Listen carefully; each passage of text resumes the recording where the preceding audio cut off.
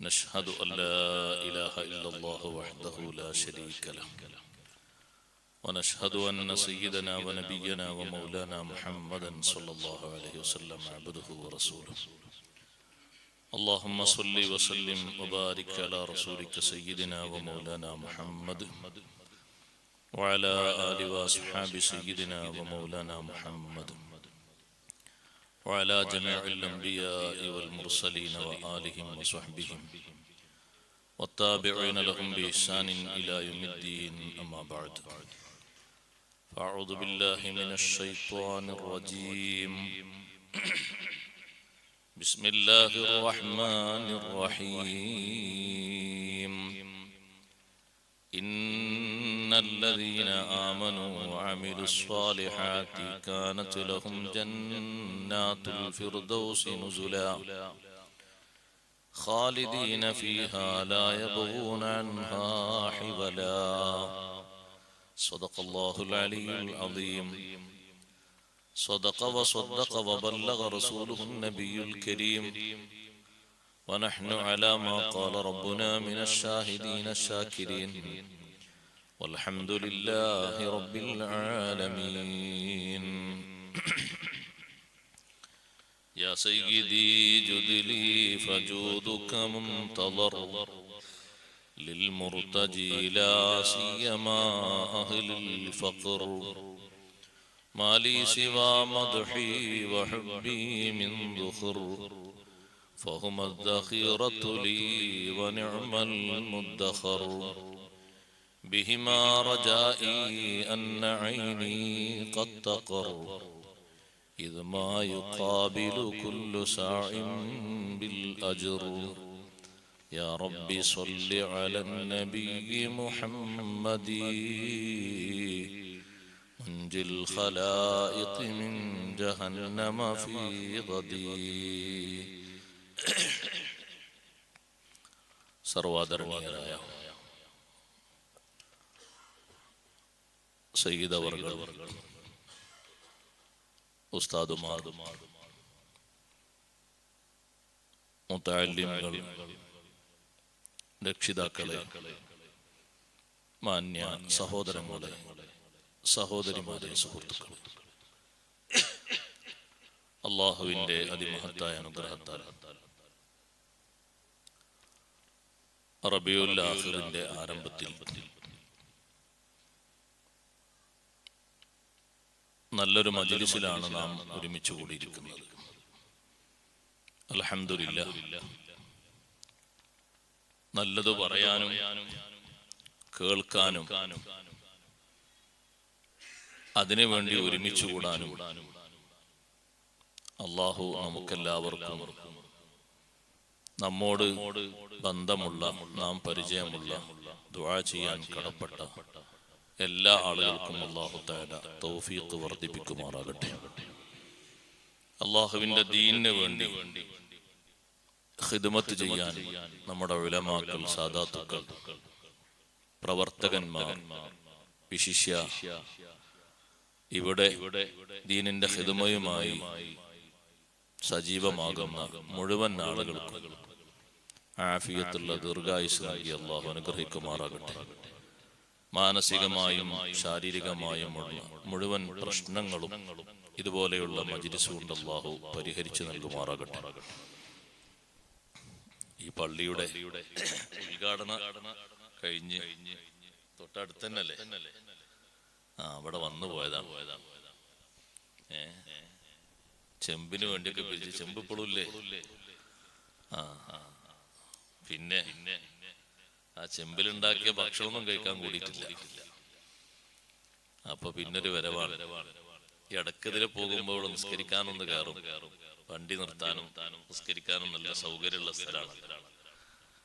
അല്ലാഹു നല്ല ഇസ്സത്തിലാക്കി നമ്മുടെ ഈ പള്ളിയും അനുബന്ധ പ്രവർത്തനങ്ങളൊക്കെ സ്വീകരിക്കുമാറാകട്ടെ.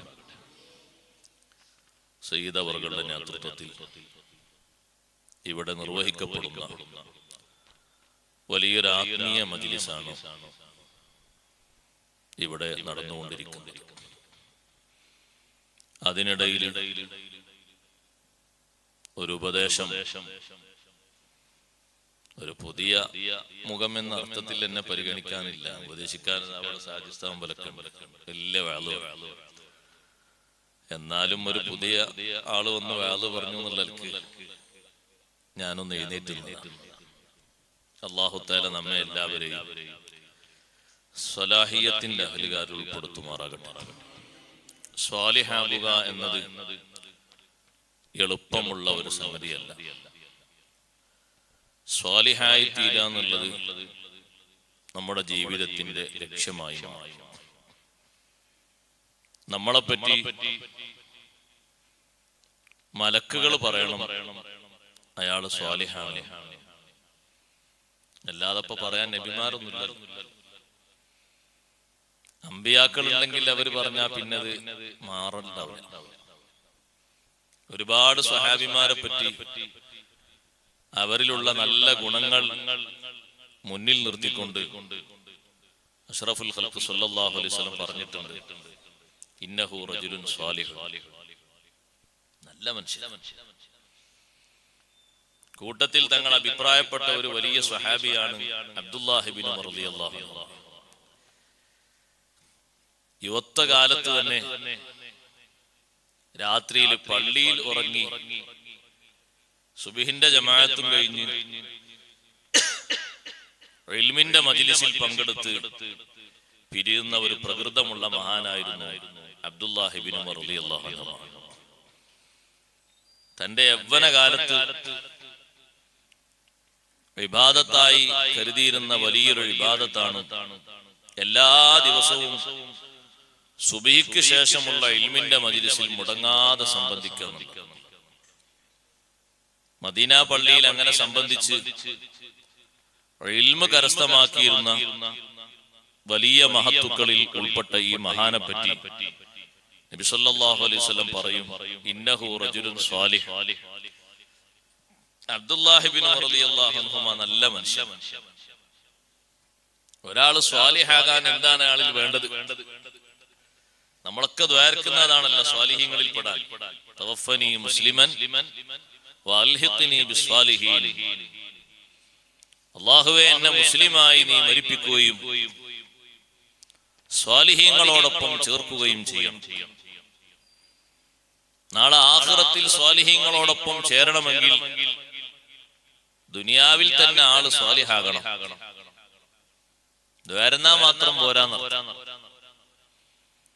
അപ്പോഴേ സ്വാലിഹീങ്ങളോട് നമ്മൾ ചേർക്കപ്പെടുകയുള്ളൂ. സ്വാലിഹീങ്ങളെ കൂട്ടത്തിൽ ചേരാൻ ദുആ ചെയ്യാത്ത ഒറ്റ മഹാനും ലോകത്ത് കഴിഞ്ഞു പോയിട്ടില്ല. എല്ലാ അമ്പിയാക്കളും മൗലിയാക്കളും സ്വാലിഹീങ്ങളെ കൂട്ടത്തിൽ പെടുത്തണേ എന്ന് അല്ലാഹുവിനോട് ദുആ ചെയ്തു. അമ്പിയാക്കളെ സംബന്ധിച്ച് അല്ലാഹു തആല ഖുർആനിൽ വിശേഷിപ്പിച്ച ഒരു വലിയ വിശേഷണം അതാണ്. ഇന്നഹും മിനസ് സ്വാലിഹീൻ, ഇന്നഹും മിനസ് സ്വാലിഹീൻ. അവർ സ്വാലിഹീങ്ങളിൽപ്പെട്ടവരാണ്, സ്വാലിഹീങ്ങളിൽപ്പെട്ടവരാണ്. നമ്മൾ അതിന് അർത്ഥം വെക്കും ഒരു പദത്തിൽ, ഒരു പദത്തിന്റെ അർത്ഥം സജ്ജനങ്ങളിൽപ്പെട്ടവർ എന്നൊക്കെ പറയും. വിശദമായി പറയുമ്പോ നമുക്കതിന്റെ ആശയം കേൾക്കാൻ പേടിയാണ്. നല്ല ഈമാനും നല്ല അമലും അതിന് വലിയ സഹായകമാണ്. അള്ളാഹു അത്തരത്തിലുള്ള ഈമാനും അമലും തന്ന് നമ്മെ അനുഗ്രഹിക്കുമാറാകട്ടെ. ഏത് ഘട്ടത്തിലും പതറാത്ത ഈമാനുമാണ്, ഒരിക്കലും പിന്തിരിഞ്ഞു പോകാത്ത രീതിയിലുള്ള ഈമാൻ. സഹോദരങ്ങളെ, പ്രയാസങ്ങളും പരീക്ഷണങ്ങളും കഷ്ടപ്പാടുകളും സുഖങ്ങളും എല്ലാം ഒരുപക്ഷെ ഈമാനിൽ നിന്നൊരു മനുഷ്യനെ പിന്തിരിപ്പിക്കാനുള്ള ശക്തികളായി വർത്തിക്കും. പക്ഷേ പിന്തിരിയാതെ ഉറച്ചു നിൽക്കാനുള്ള കഴിവാണ് ശക്തമായ ഈമാനുള്ള മുഅ്മിനായ മനുഷ്യനുള്ള കഴിവ്. എത്ര ബുദ്ധിമുട്ട് വന്നാലും അള്ളാഹു നൽകിയ ഈമാൻ വലിച്ചെറിയാൻ ഒരുക്കമല്ല. എത്ര പ്രതിസന്ധി വന്നാലും അങ്ങനെ ഒരു ചിന്ത പോലും മനസ്സിൽ വരാത്ത വിധം അള്ളാഹു എനിക്ക് ഈമാൻ നൽകിയല്ലോ എന്നൊരു അനുഗ്രഹം ചിന്തിച്ചുകൊണ്ട് ഉറച്ചു നിൽക്കുന്ന ഒരു ഈമാൻ. എത്ര പ്രതിസന്ധി വന്നു സഹാബത്തിന്, ഈമാനിൽ നിന്ന് പിന്തിരിപ്പിക്കുന്ന ശക്തികൾ വരെ വന്നു.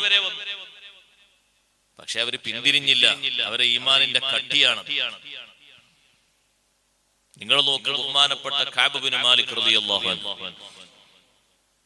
യൗവനകാലത്ത് നേരിട്ട ഏറ്റവും വലിയ പ്രതിസന്ധിയാണ് നബി സല്ലല്ലാഹു അലൈഹി വസല്ലമ തങ്ങളിൽ നിന്ന്, സ്വഹാബത്തിൽ നിന്ന് ഉണ്ടായ ബഹിഷ്കരണം. ഈ നാട്ടിൽ നമ്മൾ താമസിക്കുന്ന നാട്ടിൽ നിന്ന് നാട്ടുകാരൊക്കെ നമ്മൾ ഒഴിവാക്കിയാൽ പിന്നെ നമ്മളെ ലക്ഷ്യം എന്തായിരിക്കും? നമ്മളെ സ്വീകരിക്കാൻ വേറൊരു പക്ഷം ആളുകൾ തയ്യാറായി നിൽക്കുകയാണെങ്കിൽ അങ്ങോട്ട് പോവാന്ന് പറയും. അല്ല, അവര് മുസ്ലിങ്ങളല്ല, അവര് നമ്മളെ സ്വീകരിക്കാൻ റെഡിയല്ലേ? നമ്മളെ ആൾക്കാർ നമ്മളെ കൈയൊഴിഞ്ഞില്ലേ എന്ന് പറയും. കഅബ് ബിൻ മാലിക് റളിയല്ലാഹു അൻഹു യുവത്വകാലത്ത് നേരിട്ട വലിയ ഒരു പരീക്ഷണമാണ്. പക്ഷെ ആ പരീക്ഷണത്തിൽ മഹാനവറുകൾ സഹിച്ചു, തൗബയിലായി ജീവിച്ചു. തബൂക്കിലേക്ക് പോകാൻ അവസരങ്ങൾ ഉണ്ടായിട്ടും മഹാനവറുകൾ പോയില്ല. അഷ്റഫുൽ ഖൽഖ് സല്ലല്ലാഹു അലൈഹി വസല്ലം അവസാനം സഹാബത്തിന്റെ കൂടെ പോയ ഒരു സമരമുഖമാണ് തബൂക്ക്. പക്ഷെ അവിടെ കാര്യമായ യുദ്ധങ്ങളൊന്നും നടന്നിട്ടില്ല. ഏറ്റവും നല്ല ചൂട് കൂടിയ കാലമായിരുന്നു. ചൂട് കൂടുതലുള്ള കാലത്താണല്ലോ പഴവർഗ്ഗങ്ങൾ നല്ലോണം ഉണ്ടായി. അറേബ്യയിലെ സിസ്റ്റം അങ്ങനെയല്ല. കാരക്കയൊക്കെ പാകമായി ഇങ്ങനെ നിൽക്കും. കാരക്കത്തോട്ടുള്ള വളർത്തു എടുത്തും നോക്കും. ജമാഅത്തിൽ പോകുമ്പോഴും നോക്കും, വരുമ്പോഴും നോക്കും. കാരണം അയാളെ സമ്പത്തിലെ മികച്ച സ്വത്താണത്. അപ്പൊ അതൊക്കെ നല്ലോണം ഇങ്ങനെ കായ്ച്ചു നിൽക്കുന്ന ഘട്ടത്തിൽ സാമ്പത്തികമായും ശാരീരികമായും ഒക്കെ കഴിവുള്ള മഹാനാണ് കഅബ് ബിൻ മാലിക് റളിയല്ലാഹു അൻഹു. മഹാനവറുകൾ പോയില്ല. പോകാതിരുന്നപ്പോ വലിയൊരു പേടി, തിരിച്ചു വന്നാൽ നബി സല്ലല്ലാഹു അലൈഹി വസല്ലം തങ്ങളോട് കാരണം പറയണല്ലോ എന്നുള്ളൊരു പേടി. നബി സല്ലല്ലാഹു അലൈഹി വസല്ലം ഒരു യാത്ര കഴിഞ്ഞാൽ ആദ്യം മദീന പള്ളിയിലേക്കാണ് വരിക. യാത്ര പോകുന്ന സമയത്തും അവസാനം പള്ളിയിൽ ഒന്ന് കയറി നിസ്കരിച്ച് യാത്ര ആരംഭിക്കും. യാത്ര കഴിഞ്ഞു വരുമ്പോ ആദ്യമായി പള്ളിയിലേക്ക് പ്രവേശിക്കും. 2 റക്അത്ത് നിസ്കരിച്ച് അവിടെ ഇരിക്കും. അപ്പൊ സ്വഹാബിമാരും പലരും കാണാൻ വേണ്ടി വരും. കുറെ ദിവസമായി എന്തെങ്കിലും വിഷയങ്ങളൊക്കെ പറയാനുള്ള ആളുകൾ ഉണ്ടാകും, അവരും വരും. പോകാൻ പറ്റാത്തതിലുള്ള വിഷമങ്ങൾ അറിയിക്കാൻ പലരും വരും. കൂട്ടത്തിൽ കഅബ് ബിൻ മാലിക് റളിയല്ലാഹു അൻഹു വന്നു. മഹാനവറുകളോട് തങ്ങൾ ചോദിച്ചു, നിങ്ങൾ എന്തേ വരാതിരുന്നത്? എന്തേ വരാതിരുന്നതെന്ന് ചോദിച്ചാൽ അതിന്റെ കാരണം പറയണം. പക്ഷേ മഹാനവറുകൾ പറഞ്ഞു, അല്ലാഹുവിന്റെ റസൂലേ, തങ്ങളല്ലാത്ത ഒരു നേതാവിന്റെ മുമ്പിലാണ് ഞാൻ ഈ ഇരിക്കുന്നതെങ്കിൽ എന്തെങ്കിലൊക്കെ പറഞ്ഞ് ഞാൻ രക്ഷപ്പെടുമായിരുന്നു.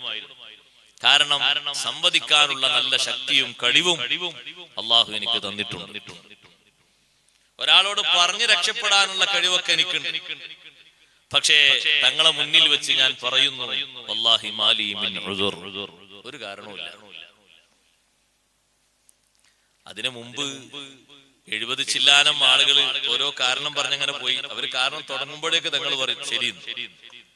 കാരണം മുഴുവനായി കേൾക്കാൻ നിൽക്കേണ്ട ആവശ്യമില്ല. കാരണം പറഞ്ഞു തുടങ്ങുമ്പോഴേക്ക് തന്നെ അറിയാതെ കളവാണ്. ഇനി ആ കളവ് ഫുള്ളായിട്ട് കേൾക്കാൻ നിൽക്കണ്ടല്ലോ. അപ്പൊ തങ്ങൾ ശരി ശരി എന്ന് പറയും. മഹാനവറുകൾ പറഞ്ഞപ്പോൾ തങ്ങൾ പറഞ്ഞു, അമ്മാ ഹാദാ ഫഖദ് സ്വദഖ, ഈ മഹാൻ സത്യം പറഞ്ഞിരിക്കുന്നു എന്ന് പറഞ്ഞു. അപ്പൊ എന്താ അതിന്റെ അർത്ഥം? ഇതിനു മുമ്പ് പറഞ്ഞ ആളുകളുടെ പറച്ചിലൊന്നും അറിയാഞ്ഞിട്ടല്ല. മഹാനവറുകളോട് നബി സല്ലല്ലാഹു അലൈഹി വസല്ലം നിർദ്ദേശം, നിങ്ങൾ അള്ളാഹുവിന്റെ തീരുമാനം നിങ്ങളിൽ വരുന്നത് വരെ നിങ്ങൾ വിട്ടു നിൽക്കണം. സ്വഹാബത്തിനോട് പറഞ്ഞു, എല്ലാവരോടും പറഞ്ഞു. ആരും കഅബ് റളിയല്ലാഹു അൻഹുവിനോട്. അതുപോലെ തന്നെ നേരത്തെ സത്യം പറഞ്ഞ 2 മഹാന്മാരുണ്ട്, മുറാറത്ത് ബിൻ റബീ റളിയല്ലാഹു അൻഹു, ഹിലാൽ ബിൻ ഉമയ്യത്ത് അൽ വാഖിഫി റളിയല്ലാഹു അൻഹു. ഈ 3 പേരോടും ആരും സലാം പറയരുത്. നമ്മൾ ആൾക്കാർ ചിന്തിക്കും സലാം പറയരുത് എന്നുള്ളത് ഇപ്പൊ അടുത്ത ആരും ഉണ്ടാക്കിയതാണ്. സലാം പറയരുത് എന്നുള്ളത് പണ്ടേ ഉണ്ട്. നബി സല്ലല്ലാഹു അലൈഹി വസല്ലം പറയുന്നു, ഇവരോട് സലാം പറയരുത്, മിണ്ടരുത്, ചോദിച്ചാൽ ഒരക്ഷരം മറുപടി പറയരുത്, സലാം പറഞ്ഞാൽ മടക്കരുത്, അങ്ങോട്ട് സലാം പറയരുത്. അങ്ങനെയുണ്ട്. ഇവര് വല്ല ആശയങ്ങളും തിരിച്ചിട്ടുണ്ടോ? ഏതെങ്കിലും ആയത്ത് ദുർവ്യാഖ്യാനം ചെയ്തിട്ടുണ്ടോ? ഏതെങ്കിലും ഹദീസ് മാറ്റിയിട്ടുണ്ടോ? ഏതെങ്കിലും ഇമാമിങ്ങളെ ചീത്ത പറഞ്ഞിട്ടുണ്ടോ? ഏതെങ്കിലും ഒരു സഹാബിയെ ആ സഹാബി കളവ് പറഞ്ഞു എന്ന് ഇവർ പറഞ്ഞിട്ടുണ്ടോ? പിന്നെ എങ്ങനെ നിങ്ങൾക്ക് സലാം പറയാൻ തോന്നുന്നത്? അപ്പൊ നിങ്ങൾ ഈമാൻ ഇല്ല. നിങ്ങൾ എന്റെ കുടുംബക്കാരനല്ലേ, കൂട്ടുകാരനല്ലേ, നാട്ടുകാരനല്ലേ, പണിക്കാരനല്ലേ, തുണക്കാരനല്ലേ? ഈമാനില്ലാത്ത വിദേഹത്തിന്റെ ലാഞ്ചനയുള്ള ഒരു മനുഷ്യനോട് സലാം പറഞ്ഞാൽ അയാൾ ഇസ്ലാമിനെ പൊളിച്ചു എന്നാണ്, പൊളിക്കാൻ സഹായിച്ചു എന്നാണ് സയ്യിദുനാ റസൂലുള്ളാഹി സ്വല്ലല്ലാഹു അലൈഹി വസല്ലം നിർദ്ദേശം. സലാം പറയാൻ പാടില്ല. മൻ വഖറ സ്വാഹിബ ബിദ്അത്തിൻ ഫഖദ് അആന അലാ ഹദ്മിൽ ഇസ്ലാം. ബിദ്അത്തുകാരനെ ബഹുമാനിച്ചാൽ ബഹുമാനത്തിന്റെ ഏറ്റവും പ്രധാനപ്പെട്ട തലമല്ലേ സലാം പറയൽ. അവനൊന്ന് എഴുന്നേറ്റ് നിന്ന് കൊടുത്താൽ, അവനെ കാണുമ്പോൾ ഒന്ന് പുഞ്ചിരിച്ചാൽ, അവനെ കാണുമ്പോൾ ഒരു ബഹുമാനത്തിന്റെ നോട്ടം നോക്കിയാൽ ഫഖദ് അആന അലാ ഹദ്മിൽ ഇസ്ലാം, ഇസ്ലാമിനെ തകർക്കാൻ ഈ മനുഷ്യൻ സഹായിച്ചു. ഇസ്ലാമിനെ പൊളിക്കാൻ സഹായിക്കുന്ന കൂട്ടർ ലോകത്താരാ? യഹൂദികളാണ്. അവരെ പോലെ ഇസ്ലാമിനോട് ശത്രുതയുള്ള ഒരു വിഭാഗം ലോകത്ത് വേറെയില്ല. അത് എന്റെ വകല്ല, അല്ലാഹുവാണ് അങ്ങനെ പറഞ്ഞത്. ഇന്ന അശദ്ദന്നാസി അദാവത്തൻ ലില്ലദീന ആമനുൽ യഹൂദ്. മുഅ്മിനീങ്ങളോട് ഏറ്റവും കടുത്ത എതിർപ്പുള്ള വിഭാഗം മനുഷ്യരിൽ അൽ യഹൂദ്, ജൂതന്മാരാണെന്ന് അല്ലാഹു പറയുന്നു. ജൂതന്മാരെ പോലെ മുഅ്മിനീങ്ങളോട് എതിർപ്പുള്ള ഒരു വിഭാഗം ലോകത്ത് വേറെയില്ല. അത്രയും കടുത്ത എതിർപ്പ് കൊണ്ടല്ലേ സഹോദരങ്ങളെ മുസ്ലിം സഹോദരന്മാരെയും സഹോദരിമാരെയും ഈ വിധം അവർ ആക്രമിക്കുന്നതും മർദ്ദിക്കുന്നതും. അല്ലാഹു ആ സഹോദരങ്ങൾക്ക്, നമ്മുടെ സഹോദരങ്ങൾക്ക് അല്ലാഹു വലിയ സഹായം നൽകുമാറാകട്ടെ, വലിയ സമാധാനം അല്ലാഹു നൽകുമാറാകട്ടെ, ശത്രുക്കളുടെ ശക്തി അല്ലാഹു ക്ഷയിപ്പിക്കുമാറാകട്ടെ. അവസാനം നബി സല്ലല്ലാഹു അലൈഹി വസല്ലം ദുആ ചെയ്തതും അവർക്കെതിരെയാണ്. വഫാത്താകുന്നതിന് മുമ്പ്, തങ്ങൾ കണ്ണടക്കുന്നതിന് മുമ്പ് അവസാനം ദുആ എന്താ? ലഅനത്തുല്ലാഹി അലൽ യഹൂദി വൻ നസ്വാറാ ഇത്തഖദൂ ഖുബൂറ അംബിയാഇഹിം മസാജിദാ. ജൂത നസ്വാറാക്കൾക്ക് അല്ലാഹുവിന്റെ ശാപമുണ്ടാകട്ടെ. ഇത്തഖദൂ ഖുബൂറ അംബിയാഇഹിം മസാജിദാ.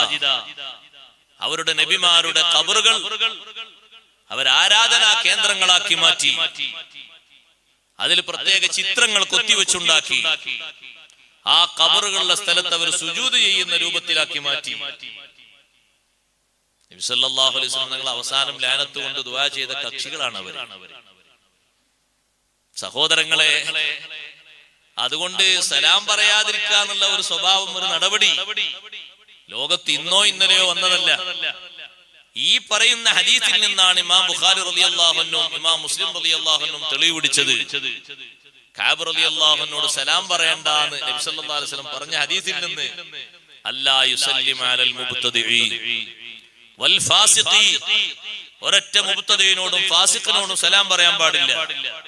അവരിൽ നിന്ന് സലാം മടക്കാനും പാടില്ല. മുബ്തദിഇനോട് മാത്രമല്ല ട്ടോ, പിന്നെ ആരുണ്ട്? ഫാസിഖുണ്ട്. ഫാസിഖ് ഒരൊറ്റ വക്ത് നിസ്കരിക്കൂല, മൗലൂദിനൊക്കെ ഉഷാറാ. ഫാസിഖായാലും അവനോട് സലാം പറയാൻ പറ്റൂല. നിസ്കരിക്കാത്തവൻ ഫാസിഖല്ലേ? നിസ്കരിക്കാത്തവൻ ഫാസിഖാണ്. ഫാസിഖ് എന്ന് പറഞ്ഞാൽ വൻകുറ്റം ചെയ്തു അതിൽ നിന്ന് തൗബ ചെയ്ത് മടങ്ങിയിട്ടില്ല, അല്ലെങ്കിൽ ചെറുദോഷം സദാ ചെയ്തുകൊണ്ടിരിക്കുന്നു, അവനാണ് ഫാസിഖ്. നുണ പറയാത്തൊരു ദിവസം ഉണ്ടാകൂല, പരിഹസിക്കാത്തൊരു ദിവസം ഉണ്ടാകൂല, ഗീബത്തും നമീമത്തും പറയാത്ത ഒറ്റ ദിവസം ഉണ്ടാകൂല. ഇതൊക്കെ ഫാസിഖ്. അത് നുണ. വാട്സപ്പിലൂടെ പറഞ്ഞാലും മതി, മെസ്സേജായി വിട്ടാലും മതി, ഒക്കെ നുണന്നെ. ആൾക്കാരെ കേൾക്കുന്ന രൂപത്തിൽ മൈക്കെട്ടി പറയണമെന്നില്ല. നമ്മൾ ശ്രദ്ധിക്കണം. ഫാസിഖും ആകാൻ പാടില്ല, മുബ്തദിയും ആകാൻ പാടില്ല. അല്ലാഹു നമ്മളെ ഈമാൻ ശക്തിപ്പെടുത്തി തരട്ടെ. ഒരൊറ്റ മുബ്തദിയിനോടും ഫാസിഖിനോടും സലാം പറയാൻ പാടില്ല എന്നതിന്റെ തെളിവ് അഷ്റഫുൽ ഖൽഖ് റസൂലുള്ളാഹി സ്വല്ലല്ലാഹു അലൈഹി വസല്ലം തങ്ങൾ അന്ന് തബൂക്കിൽ നിന്ന് വന്ന ശേഷം മദീന പള്ളിയിൽ വെച്ച് സ്വഹാബത്തിനോട് പറഞ്ഞു, ഇവരോട് സലാം പറയരുത്, ഇവർ സലാം പറഞ്ഞാൽ മടക്കരുത്. അങ്ങനെ ഉണ്ടാവുക നാട്ടിലെ ജീവിതം. ഒരൊറ്റ കുട്ടിയും ഒരു ഹർഫും ഉണ്ടാത്തൊരു നാട്. കഅബ് ഇബ്നു മാലിക് റളിയല്ലാഹു അൻഹു പറഞ്ഞു, എന്റെ അടുത്ത കൂട്ടുകാരനാണ് എന്റെ എളാപ്പയുടെ മകൻ. ഞങ്ങൾ ഒരുമിച്ചാണ് ജമാഅത്തിന് പോകാറുള്ളതും വരാറുള്ളതും.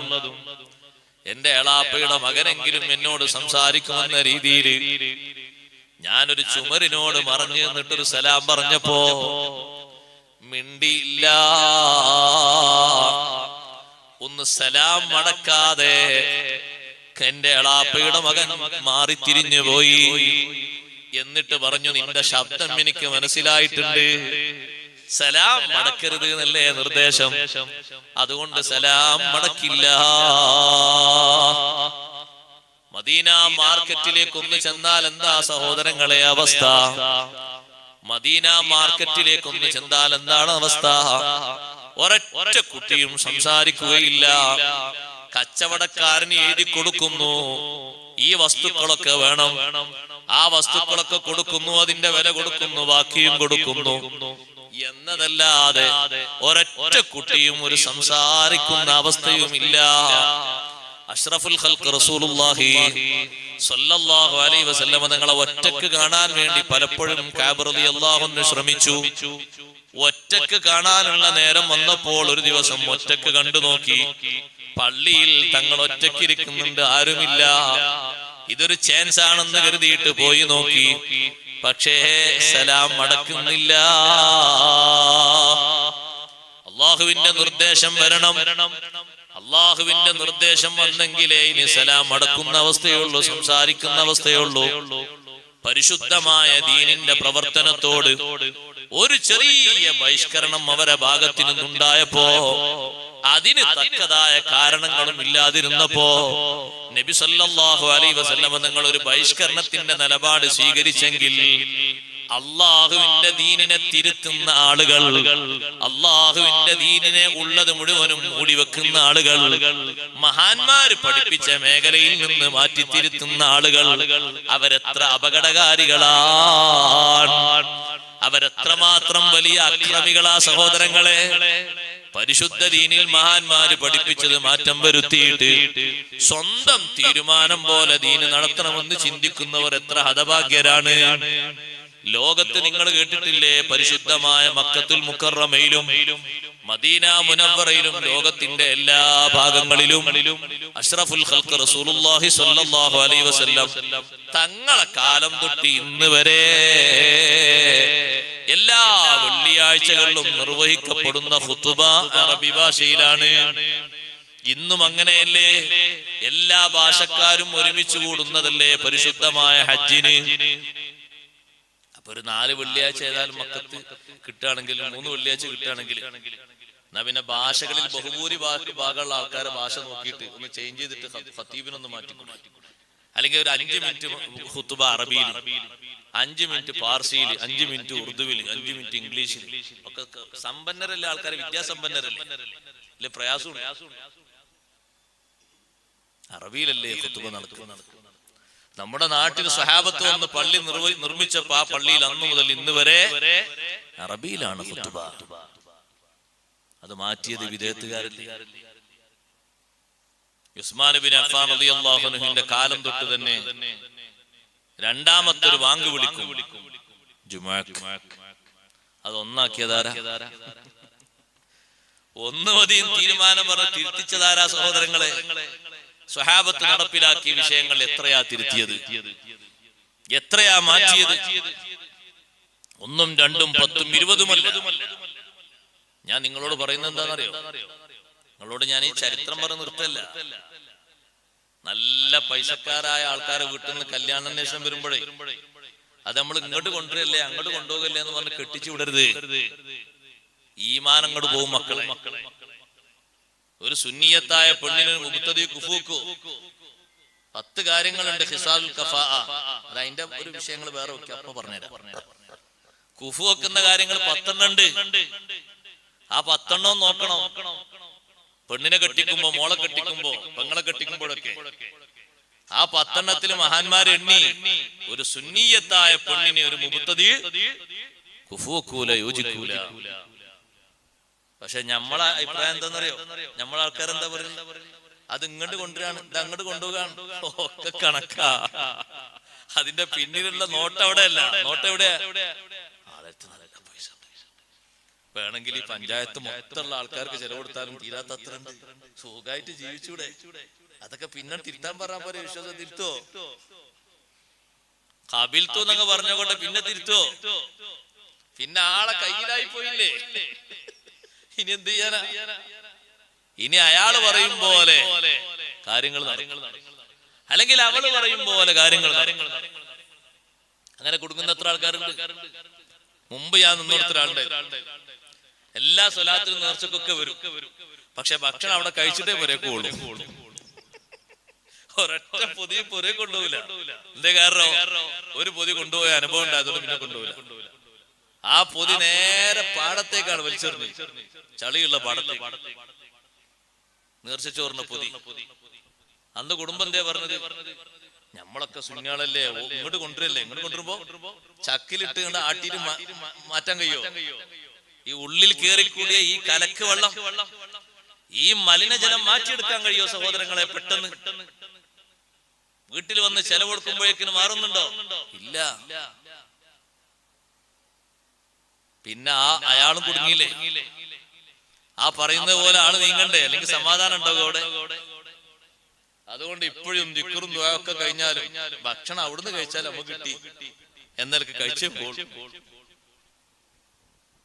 എത്രമാത്രം രൂക്ഷതയാണ്. എല്ലാരും മൗലിദിലും മുപ്പരുണ്ടാകും. ആൾക്കാർ പറയും നിങ്ങളുടെ വീട്ടില് മൗലിദല്ലേ, അതിന് ജവാബുണ്ടാവില്ല. ആ വീട്ടില് മൗലിദ് നടക്കൂല, ആ വീട്ടില് യാസീൻ നടക്കൂല, ദുആ നടക്കൂല. പോകട്ടെ, ഒരു സ്വലാത്ത് കുടുംബങ്ങളൊക്കെ കൂടിയിട്ട് ഒരു സ്വലാത്ത് 100 ചൊല്ലി നടക്കുവോ? നടക്കില്ല. വേണ്ടെന്നാ അസ്മാഉൽ ഹുസ്ന ചൊല്ലി എല്ലാവരും കൂടിയിട്ട് നടക്കുവോ? നടക്കൂല. ഇനി ആ കുടുംബത്തിൽ ഏതെങ്കിലും നല്ല നല്ല പവറുള്ള ഒരു സുന്നിയായ മനുഷ്യനാണ് മരണപ്പെടുന്നതെങ്കിൽ തന്നെ കുറച്ചൊന്ന് പിരിമുറുക്കം നടത്തുന്ന ആൾക്കാർ പറയും നമ്മള് ഖുർആൻ ഓതാണ് അഫ്ളൽ, മയ്യത്തിന് നല്ല കൂലിട്ടുന്നല്ലേ, അതുകൊണ്ട് എല്ലാവരും ഒരുമിച്ച് കൂടിയിട്ട് ഖുർആൻ ഓതാ. 1 മണിക്കൂർ 2 മണിക്കൂർ ഓതാ. എന്താ അർത്ഥം?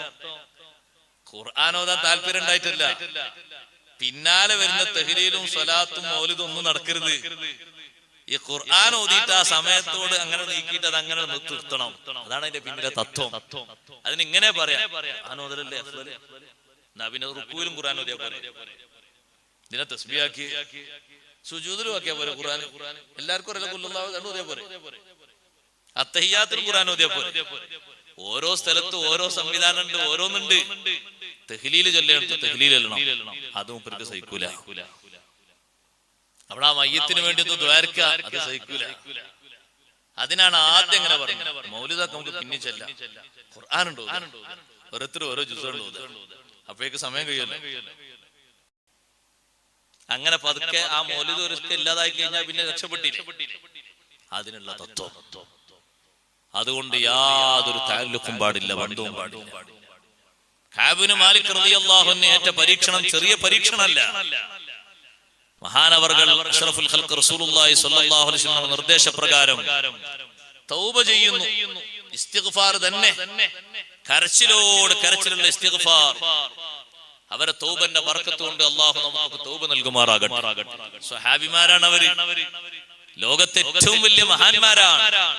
ഈ 3 മഹാന്മാരും സദാസമയത്തും ഇസ്തിഗ്ഫാറിലും തൗബയിലുമാണ്.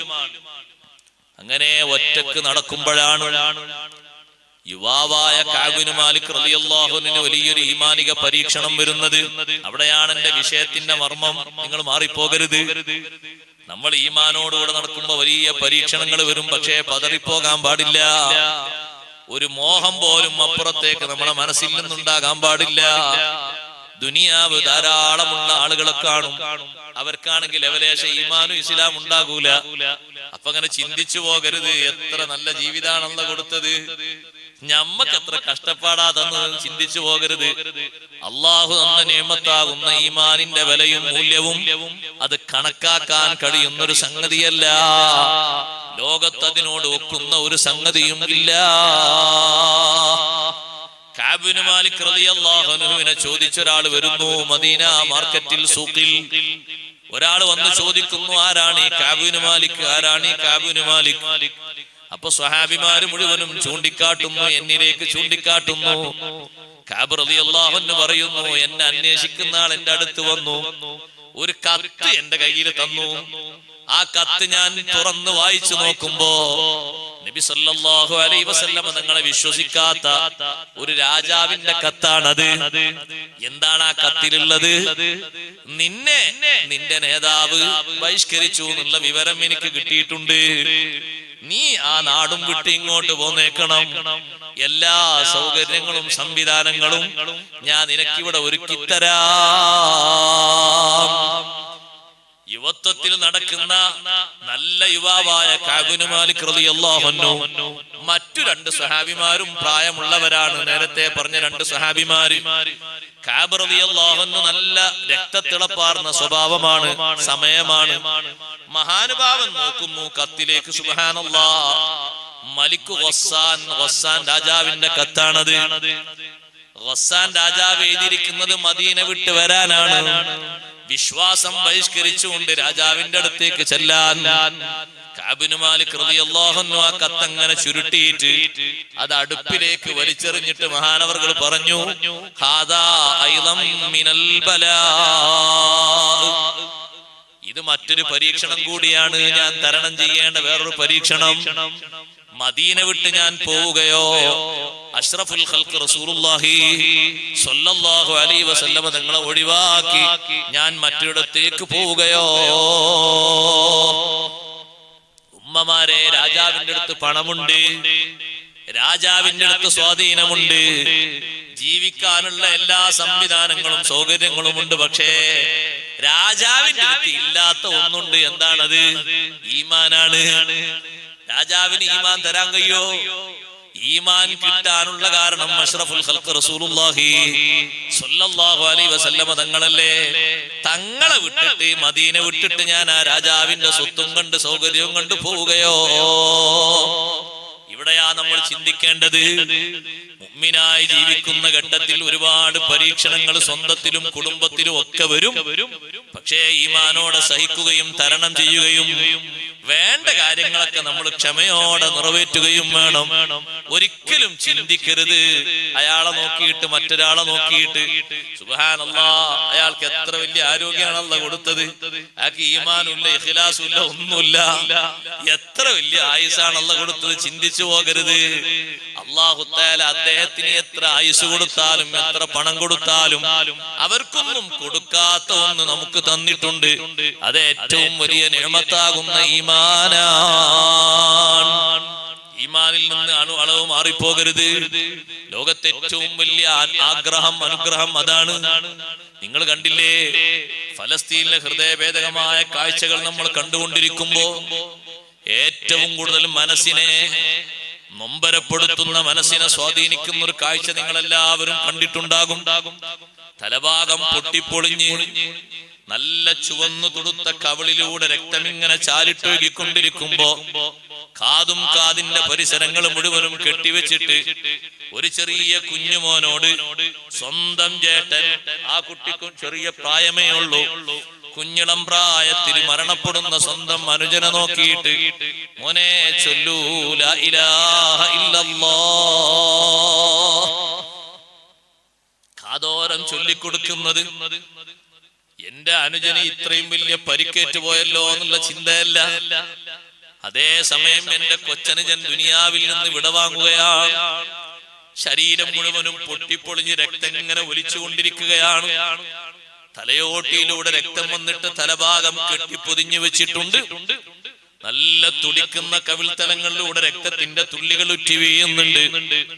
കാതോരം ചേർത്ത് നിന്നിട്ട് കൊച്ചനുജനോട് ചേട്ടൻ പറയുന്നത്, ചെറിയ പ്രായമുള്ള പ്രായപൂർത്തിയെത്താത്ത ചേട്ടൻ പറയുന്നത്, ദുനിയാവിൽ നിന്ന് ഇവിടെ വാങ്ങുമ്പോ സ്വന്തം ചോരയിൽ സ്വന്തം രക്തത്തിന്റെ ഭാഗമായ സ്വന്തം സഹോദരന് അനുഭവിക്കുന്ന വിഷമങ്ങൾ കണ്ട് പരിതപിക്കുന്നതിന് പകരം സന്തോഷത്തോടെ ചൊല്ലിക്കൊടുക്കുന്നു കാതോരം, ഉറക്ക ചൊല്ലുമോനെ അഷ്ഹദു അല്ലാ ഇലാഹ ഇല്ലല്ലാഹ്. ആഗ്രഹിക്കുന്നത്. നാട് വിട്ടുപോവുകയാണ്, ദുനിയാവ് വിട്ട് യാത്രയാവുകയാണ്. എല്ലാവരും യാത്രയാകേണ്ടവരാണ്. ആഖിബത്ത് അല്ലാഹു നന്നാക്കി തരട്ടെ. അതുകൊണ്ടാണ് രാജാധികാരം കിട്ടിയിട്ടും സ്വപ്നവ്യാഖ്യാനത്തിന്റെ ഇൽമ അല്ലാഹു നൽകിയിട്ടും രാജാവ് ആദ്യം സ്വന്തം കൊട്ടാരത്തില് സാമ്പത്തിക വകുപ്പ് ഏൽപ്പിച്ചിട്ട് അത് മാറിയിട്ട് പിന്നെ പൂർണ്ണാധികാരം കൊടുത്തിട്ടും ബാപ്പയും ഉമ്മയും അടങ്ങുന്ന കുടുംബങ്ങൾ സഹോദരങ്ങളൊക്കെ കൊട്ടാരത്തിയിട്ട് സുഖവാസത്തിലൂടെ കഴിയുമ്പോഴും ബഹുമാനപ്പെട്ട നബിയുല്ലാഹി യൂസുഫ് അലൈഹിസ്സലാം ഈ സുഖങ്ങളൊക്കെ കിട്ടിയാലും എനിക്ക് മതിയായിട്ടില്ല, എനിക്ക് വേണ്ടത് തവഫനി മുസ്ലിമാ. ദുനിയാവിൽ ഇതൊക്കെ അല്ലാഹുവേ നീ എനിക്ക് തന്നില്ലേ, എത്രമാത്രം വലിയ സൗകര്യങ്ങളാണ് നീ എനിക്ക് തന്നത്. എന്റെ കുട്ടിക്കാലത്ത് ചെറിയ പ്രായത്തില് എന്റെ ജേട്ടന്മാരെന്റെ ഉപ്പയിൽ നിന്ന് അടുത്തെടുത്തിട്ട് കിണറ്റിലേക്ക് എന്നെ കൊണ്ടുപോയി വലിച്ചെറിഞ്ഞിട്ടും പിന്നെ അതിനുശേഷം കാരാഗ്രഹത്തിൽ ഞാൻ താമസിച്ചിട്ടും കൊട്ടാര ജീവിതം നേരത്തെ നയിച്ചിട്ടും 19 വർഷത്തോളം എന്റെ ഉപ്പയെ കാണാതെ ഉമ്മയെ കാണാതെ ഞാൻ കഴിഞ്ഞിട്ടും ഈ വിധ സൗകര്യങ്ങളും സംവിധാനങ്ങളും ഒക്കെ നീ എനിക്ക് തന്നല്ലോ. പക്ഷേ എനിക്കതുകൊണ്ടൊന്നും മതിയായിട്ടില്ല. എനിക്ക് വേണ്ടത് തവഫനി മുസ്ലിമാ. അല്ലാഹു നമ്മെ സഹായിക്കുമാറാകട്ടെ. മുസ്ലിമായി മരിക്കണം, ഈമാനോടെ മരിക്കണം. ഈമാനോടെ കലിമ ചൊല്ലി മരിച്ചാൽ എന്തൊരു ചൊങ്കും ചൊറുക്കാന്നറിയോ. അഷ്റഫുൽ ഖൽഖ് സ്വല്ലല്ലാഹു അലൈഹി വസല്ലം തങ്ങൾക്ക് ഏറ്റവും ദുനിയാവിൽ തങ്ങൾ ആഗ്രഹിച്ച ഒരു കാര്യം, തങ്ങളെ ഏറ്റവും സന്തോഷിച്ച ഒരു നിമിഷം, തങ്ങൾക്ക് കിട്ടണമെന്ന് തങ്ങൾ ആഗ്രഹിച്ചുകൊണ്ട് സന്തോഷിച്ച ഒരു സന്ദർഭം, അബൂ ത്വാലിബിന് മരണം ആസന്നമായപ്പോ സ്വന്തം മൂത്താപ്പ 40 ചില്ലാനം വർഷം ബാപ്പയെ പോലെ പ്രൊട്ടക്ഷൻ ചെയ്ത് തന്നെ വളർത്തിയ തന്റെ മൂത്താപ്പ ഒരൊറ്റ കുട്ടിയെയും തൊടാനയക്കാതെ സംരക്ഷണം കൊടുത്ത ആളാണ് അബൂ ത്വാലിബ്. അബൂ ത്വാലിബ് നൽകിയത് ചില്ലറ സംരക്ഷണമൊന്നുമല്ല. അഷ്റഫുൽ ഖൽഖ് സ്വല്ലല്ലാഹു അലൈഹി വസല്ലം തങ്ങൾ അത് നന്നായി അനുഭവിച്ചിട്ടുണ്ട്. അബൂ ത്വാലിബുള്ള കാലത്ത് ശത്രുക്കൾ രൂക്ഷമായിട്ട് തങ്ങളോട് പറഞ്ഞു, അബൂ ത്വാലിബിനോട് പറഞ്ഞു, ഒന്നുകിൽ നിങ്ങളെ സഹോദരപുത്രനെ അടക്കിയിരുത്തണം, അല്ലെങ്കിൽ ഞങ്ങൾക്ക് വിട്ടുതരണം, അല്ലെങ്കിൽ നേരത്തെ പ്രബോധനം ചെയ്തതുപോലെ രഹസ്യമായി പ്രബോധനം ചെയ്യാൻ പറഞ്ഞുകൊള്ളണം. അബൂ ത്വാലിബ് നബി സല്ലല്ലാഹു അലൈഹി വസല്ലം തങ്ങളെ വിളിച്ചിട്ട് സാരോപദേശം നൽകിയപ്പോ തങ്ങൾ പറഞ്ഞു, എന്നെ ഈ ഡ്യൂട്ടി ഏൽപ്പിച്ചത് പരസ്യമായിട്ട് ജനങ്ങളോട് പറയാൻ ഏൽപ്പിച്ചത് അല്ലാഹുവാണ്. എനിക്ക് സംരക്ഷണം നൽകുന്നതിൽ നിങ്ങൾക്ക് പേടിയുണ്ടെങ്കിൽ നിങ്ങളെ സംരക്ഷണം നിങ്ങൾ തിരിച്ചെടുത്തു. എനിക്ക് പേടിയൊന്നുമില്ല, ഞാൻ അങ്ങനെ പ്രബോധനം ചെയ്തു. അങ്ങനെ പറഞ്ഞ് നബി സല്ലല്ലാഹു അലൈഹി വസല്ലം ഇറങ്ങിയപ്പോൾ അബൂ ത്വാലിബിന് തോന്നി, പടച്ചോനെ ഇതൊരു പണക്കായി പോകുമോ. തിരിച്ചു വിളിച്ചിട്ട് പറഞ്ഞു, ധൈര്യമായിട്ട് നിങ്ങൾ പ്രബോധനം ചെയ്തു, ആരും നിങ്ങളെ തൊടൂല. വല്ലാഹി ലൻ യസിലു ഇലൈക ബിയസ്രിഹിം ഹത്താ ഉവസ്സദ ഫിത്തുറാബി ദഫീനാ. ഒരൊറ്റ കുട്ടിയും നിങ്ങളെ തൊടാൻ വരൂല. എന്റെ തല മണ്ണിൽ വെക്കുന്ന കാലം വരെ നിങ്ങൾ ആരെങ്കിലും ആക്രമിക്കാനോ എതിർക്കാനോ വരില്ല. എല്ലാ സംരക്ഷണവും ഞാൻ തരും. എല്ലാ സംരക്ഷണങ്ങളും കിട്ടിയ സ്വന്തം മൂത്താപ്പയിൽ നിന്ന് അഷ്റഫുൽ ഖൽഖ് റസൂലുള്ളാഹി സ്വല്ലല്ലാഹു അലൈഹി വസല്ലം ആഗ്രഹിച്ചത് അനന്തര സ്വത്തല്ല, മൂത്താപ്പ താമസിച്ച വീടല്ല, മൂത്താപ്പ ഉപയോഗിച്ച വസ്തുക്കളല്ല. അവസാനം മൂത്താപ്പയോട് പറയുന്നത്, യാ അമ്മി ഖുൽ ലാ ഇലാഹ ഇല്ലല്ലാഹ്. എന്റെ മൂത്താപ്പ ഒന്ന് കലിമ ചൊല്ലൂ, ഞാനൊന്ന് കേൾക്കട്ടെ. കലിമത്തൻ നുഹാജ്ജു ലക ബിഹാ ഇൻദല്ലാഹ്. നാളെ അല്ലാഹുവിന്റെ സവിധത്തിൽ നിങ്ങൾക്ക് വേണ്ടി ഞാൻ സാക്ഷി പറയുന്ന ഒരു വാക്കാണത്. നിങ്ങളൊരു കലിമ ചൊല്ലിയാൽ കോടിക്കണക്കിന് ജനങ്ങൾക്ക് മുന്നിൽ വെച്ച് ഞാൻ അങ്ങ് പറഞ്ഞേക്കും, എന്റെ മൂത്താപ്പ മുവഹിദാണ്, നിന്നെ യഥാർത്ഥത്തിൽ വിശ്വസിച്ച് പ്രഖ്യാപിച്ച ആളാണ്, ഞാൻ അതിന് സാക്ഷി പറയും. മൂത്താപ്പ ഒന്ന് ലാ ഇലാഹ ഇല്ലല്ലാഹ് ചൊല്ലൂ. അതാണ് ഏറ്റവും തങ്ങൾ അബൂ ത്വാലിബിൽ നിന്ന് ആഗ്രഹിച്ചത്. ഈ വിഷയം ഇങ്ങനെ സംസാരിച്ചു കൊണ്ടിരിക്കുമ്പോ അതിന് മറുപടി പറയാൻ വേണ്ടി അബൂ ത്വാലിബ് ഒരുങ്ങി പുറപ്പെടുമ്പോഴേക്ക് അബൂജഹലും കൂട്ടരും അവിടേക്ക് കടന്നു വന്നു. അവര് വന്നിട്ട് അബൂ ത്വാലിബിനെ സംസാരത്തിന്റെ ശൈലി മാറ്റി. അബൂ ത്വാലിബിനോട് ചോദിച്ചു, പിതാക്കന്മാരുടെ വഴിയിൽ നിന്ന് നിങ്ങൾ വേറെ വല്ലതും ആഗ്രഹിക്കുന്നുണ്ടോ? ആ വഴി വിട്ട് നിങ്ങൾ പോവുകയാണോ? അവസാനം വെച്ച് നിങ്ങൾ ഞങ്ങളിൽ നിന്ന് മാറിപ്പോവുകയാണോ? തുരുതുരാ ചോദ്യം ചോദിച്ചു. നബി സല്ലല്ലാഹു അലൈഹി വസല്ലം തങ്ങള് ഉദ്ദേശിച്ച ആഗ്രഹത്തിന് മറുപടി പറയാൻ അബൂ ത്വാലിബിനെ സമ്മതിച്ചില്ല. അബൂ ത്വാലിബ് അങ്ങനെ അങ്ങ് വിടവാങ്ങുകയാണ്. പക്ഷേ അബൂ ത്വാലിബിന്റെ മനസ്സിൽ നിറഞ്ഞ ഈമാനുണ്ട്. സഹോദരങ്ങളെ, നാവുകൊണ്ടാ കലിമൊന്ന് ചൊല്ലാതെ അതിനിങ്ങനൊരു വിസമ്മതം കാണിച്ചപ്പോ അബൂ ത്വാലിബിന് അല്ലാഹു കൊടുക്കുന്നത് നരകത്തിലെ ഏറ്റവും ചെറിയ ശിക്ഷയാണ്. ഈമാനിൽ നിന്ന് പിന്തിരിഞ്ഞു പോകരുത്. പിന്തിരിയണമെന്നൊരു സെക്കൻഡ് പോലും മനസ്സിൽ ചിന്തിച്ചു പോകരുത്. അല്ലാഹു നമ്മുടെ മനസ്സിൽ ഈമാൻ ഉറപ്പിച്ചു നിർത്തി തരട്ടെ. എന്ത് വിഷമാവസ്ഥ വന്നാലും, എന്ത് സന്തോഷാവസ്ഥ വന്നാലും, എത്ര സൗകര്യങ്ങളും സംവിധാനങ്ങളും വർദ്ധിച്ചാലും ഈമാനോടുകൂടെ ജീവിക്കാൻ അല്ലാഹു ഭാഗ്യം നൽകുമാറാകട്ടെ. അബൂ ത്വാലിബിൽ നിന്ന് നബി സല്ലല്ലാഹു അലൈഹി വസല്ലം അത് പ്രതീക്ഷിച്ചെങ്കിലും അബൂ ത്വാലിബ് അത് ചൊല്ലിയിട്ടില്ല എന്നാണ് തങ്ങൾ പറഞ്ഞത്. പക്ഷേ അബ്ബാസ് ബിൻ അബ്ദുൽ മുത്തലിബ് പറഞ്ഞു, നബിയെ, അബൂ ത്വാലിബ് അങ്ങനെ ചൊല്ലിയിട്ടുണ്ട്. തങ്ങൾ പറഞ്ഞു, ഞാൻ കേട്ടിട്ടില്ല. അബൂ ത്വാലിബ് അങ്ങനെ പതുക്കെ ചൊല്ലിയിട്ടുണ്ട് എന്ന് അബ്ബാസ് എന്നവർ പറഞ്ഞു. അടുത്ത അബ്ബാസ് എന്നവരുണ്ടായിരുന്നു, ഞാനത് കേട്ടിട്ടില്ല എന്ന് പറഞ്ഞു. ഞാൻ ആ വാക്ക് കേട്ടിട്ടില്ല. ലാ ഇലാഹ ഇല്ലല്ലാഹ് ചൊല്ലുന്നത് ഞാൻ കേട്ടില്ല, കേൾക്കാനേ തങ്ങൾ ആഗ്രഹിച്ചത്. അബൂ ത്വാലിബിൽ നിന്ന് ഒരു പ്രഖ്യാപനം. അതേ സമയത്ത് അബൂ ത്വാലിബിന്റെ മനസ്സ് നിറയെ ഇതാണ് സത്യമായ ദീനെന്നും ഇതാണ് ശരിയായ ദീനെന്നും ശരിക്കറിയാം. അങ്ങനെ ജനങ്ങളോടും കൽപ്പിച്ചിട്ടുണ്ട്, പലപ്പോഴും പറഞ്ഞിട്ടുണ്ട്. ഇന്നല്ലാഹ യഅ്മുറു ബിൽ അദ്ലി വൽ ഇഹ്സാൻ വഇതാഇ ദിൽ ഖുർബാ വയൻഹാ അനിൽ ഫഹ്ശാഇ വൽ മുൻകരി വൽ ബഗി എന്ന ആയത്ത് അബൂ ത്വാലിബ് കേട്ടപ്പോൾ അബൂ ത്വാലിബ് ജനങ്ങളെ വിളിച്ചിട്ട് പറഞ്ഞു, ആമിനൂ ബില്ലദീ ജാഅ ബിഹി മുഹമ്മദ് സ്വല്ലല്ലാഹു അലൈഹി വസല്ലം. മുഹമ്മദ് നബി സല്ലല്ലാഹു അലൈഹി വസല്ലം കൊണ്ടുവന്ന ദീൻ നിങ്ങൾ വിശ്വസിച്ചോളൂ, അതാണ് നല്ല ദീൻ. ഫഇന്നഹു യഅ്മുറു ബിമകാരിമിൽ അഖ്ലാഖ്, ഏറ്റവും നല്ല സ്വഭാവങ്ങളെ കൊണ്ട് കൽപ്പിക്കുന്നത് മുഹമ്മദ് നബി സല്ലല്ലാഹു അലൈഹി വസല്ലം തങ്ങളാണ്. അത് നിങ്ങൾ വിശ്വസിച്ചോളൂ, അംഗീകരിച്ചോളൂ എന്ന് ജനങ്ങൾ വിളിച്ചു. പലപ്പോഴും അങ്ങനെ പറഞ്ഞിട്ടുണ്ട്. പക്ഷേ ഇത് വ്യക്തമായിട്ട് ഒരു ഷഹാദത്ത്, അതിന് വലിയ മൂല്യമുണ്ട്. ഒരു കലിമ ചൊല്ലിയിട്ട് ഒരാൾ മരിച്ചു പോകുക എന്ന് പറഞ്ഞാൽ അയാൾ ഭാഗ്യവാനല്ലേ. ദുനിയാവിലെ അവസാനത്തെ കലിമ ലാ ഇലാഹ ഇല്ലല്ലാഹ് എന്നായി കഴിഞ്ഞാൽ എത്ര വലിയ ഭാഗ്യമാണ്. അവസാന നേരം സന്തോഷമായി കിട്ടാനല്ലേ നമ്മളൊക്കെ ആഗ്രഹിക്കേണ്ടത്. അല്ലാഹു തആല തൗഫീഖ് നൽകുമാറാകട്ടെ. നല്ല ദിവസത്തിൽ മരിക്കണമെന്ന് ആഗ്രഹിച്ച് പനി പിടിച്ചിങ്ങനെ കിടക്കുന്നു ബഹുമാനപ്പെട്ട അബൂബക്കർ സിദ്ദീഖ്. വഫാത്താകുന്നതിന്റെ 15 ദിവസം മുമ്പ് പനി ബാധിച്ചു. ഒരു ചെറിയ മഴ കൊണ്ടപ്പോ പനി തുടക്കണ്ടായി. മഴ കൊള്ളാൻ പോകണ്ട, മഴ കൊണ്ടപ്പോ പനി വന്നു.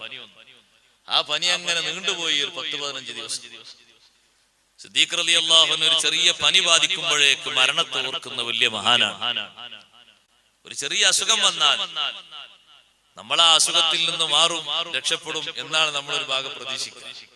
ഇത് അല്ലാഹു തആല എനിക്ക് തന്നൊരു സിഗ്നലാണെങ്കിൽ എന്തെങ്കിലും ഒരുക്കാനുണ്ടെങ്കിലൊക്കെ ഒന്ന് ഒരുക്കട്ടെ എന്ന് ചിന്തിക്കുന്നത് വളരെ കുറവാണ്. എന്തെങ്കിലുമൊക്കെ പറയാനുണ്ടെങ്കിൽ പറയട്ടെ എന്ന് ആഗ്രഹിക്കുന്നവർ കുറവാണ്. എത്ര സിഗ്നൽ കിട്ടിയാലും ഞാനിപ്പോഴൊന്നും പോകാൻ ചാൻസ് ഇല്ല, സാധ്യതല്ല എന്നാണ് പലരുടെയും മനസ്സിൽ ചിന്ത വരിക. അബൂബക്കർ സിദ്ദീഖ് റളിയല്ലാഹു അൻഹു അങ്ങനെയല്ല ചിന്തിക്കുക.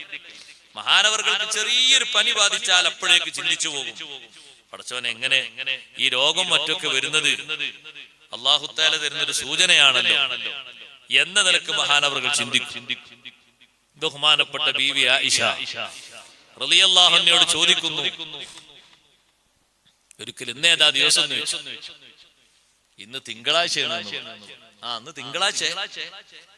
തിങ്കളാഴ്ചയല്ലേ നബി സല്ലല്ലാഹു അലൈഹി വസല്ലം വഫാത്തായത്. ഇന്ന് ഞാനും വഫാത്തായിരുന്നെങ്കിൽ എന്ന് ആഗ്രഹിക്കുന്നു എന്ന് സയ്യിദുനാ അബൂബക്കർ സിദ്ദീഖ്. വഫാത്താകാൻ ഏറ്റവും നല്ല ദിവസം അതാണ്. ഇത് തിങ്കളാഴ്ചയാണ്. എല്ലാവരും കണ്ണൊക്കെ നോക്കി. വഫാത്താകാൻ ഏറ്റവും നല്ല ദിവസം തിങ്കളാഴ്ചയാണ്. അതുകൊണ്ടാണ് ഇമാം ബുഖാരി റളിയല്ലാഹു അൻഹു സ്വഹീഹിൽ ബാബു മൗത്തി യൗമിൽ ഇസ്നൈൻ, തിങ്കളാഴ്ച മരിക്കുന്നതിന്റെ മഹത്വം പറയുന്ന ബാബ് ഒരു അധ്യായം കൊണ്ടുവന്നു. അവിടെ കൊണ്ടുവന്ന ഹദീസാണ്. ലോകത്തെ ഏറ്റവും വലിയ വലിയാര തർക്കമില്ല അബൂബക്കർ സിദ്ദീഖ്. അവരെ കഴിഞ്ഞിട്ടേ ബാക്കിയുള്ളവരെ കൊള്ളു. ഔലിയാക്കളിൽ ഏറ്റവും ഒന്നാമൻ അബൂബക്കർ സിദ്ദീഖ് റളിയല്ലാഹു അൻഹു. ആ സിദ്ദീഖ് റളിയല്ലാഹു അൻഹു ആഗ്രഹിച്ചത് ചെറിയൊരു ആഗ്രഹമല്ല. ആയിഷ റളിയല്ലാഹു അൻഹയോട് പറയുന്നു, ഇന്നല്ലേ തിങ്കളാഴ്ച, തിങ്കളാഴ്ചയല്ലേ നബി സല്ലല്ലാഹു അലൈഹി വസല്ലം വഫാത്തായത്, ഇന്ന് വഫാത്താകാൻ ഞാനും ആഗ്രഹിക്കുന്നു. ആ ആഗ്രഹം പ്രകടിപ്പിച്ചു എന്നുള്ളതാ തെളിവ്. പക്ഷേ അള്ളാഹുവിന്റെ ഖളാ അങ്ങനെയല്ല സംഭവിച്ചത്. നേരെ പിറ്റേന്ന് ചൊവ്വാഴ്ച സഹോദരങ്ങളെ രാത്രിയിലാണ് അബൂബക്കർ സിദ്ദീഖ് റളിയല്ലാഹു അൻഹു വഫാത്തായത്. ചൊവ്വാഴ്ച രാത്രിയാണ് വഫാത്തായത്. സുബ്ഹിന്റെ മുമ്പ് തന്നെ മറമാടപ്പെട്ടിട്ടുമുണ്ട്. പറഞ്ഞതുകൊണ്ട് കൂട്ടത്തിലൊരു കാര്യം പറയാം. ഇപ്പൊ സൗകര്യങ്ങളും സംവിധാനങ്ങളൊക്കെ വർദ്ധിച്ച ലോകം.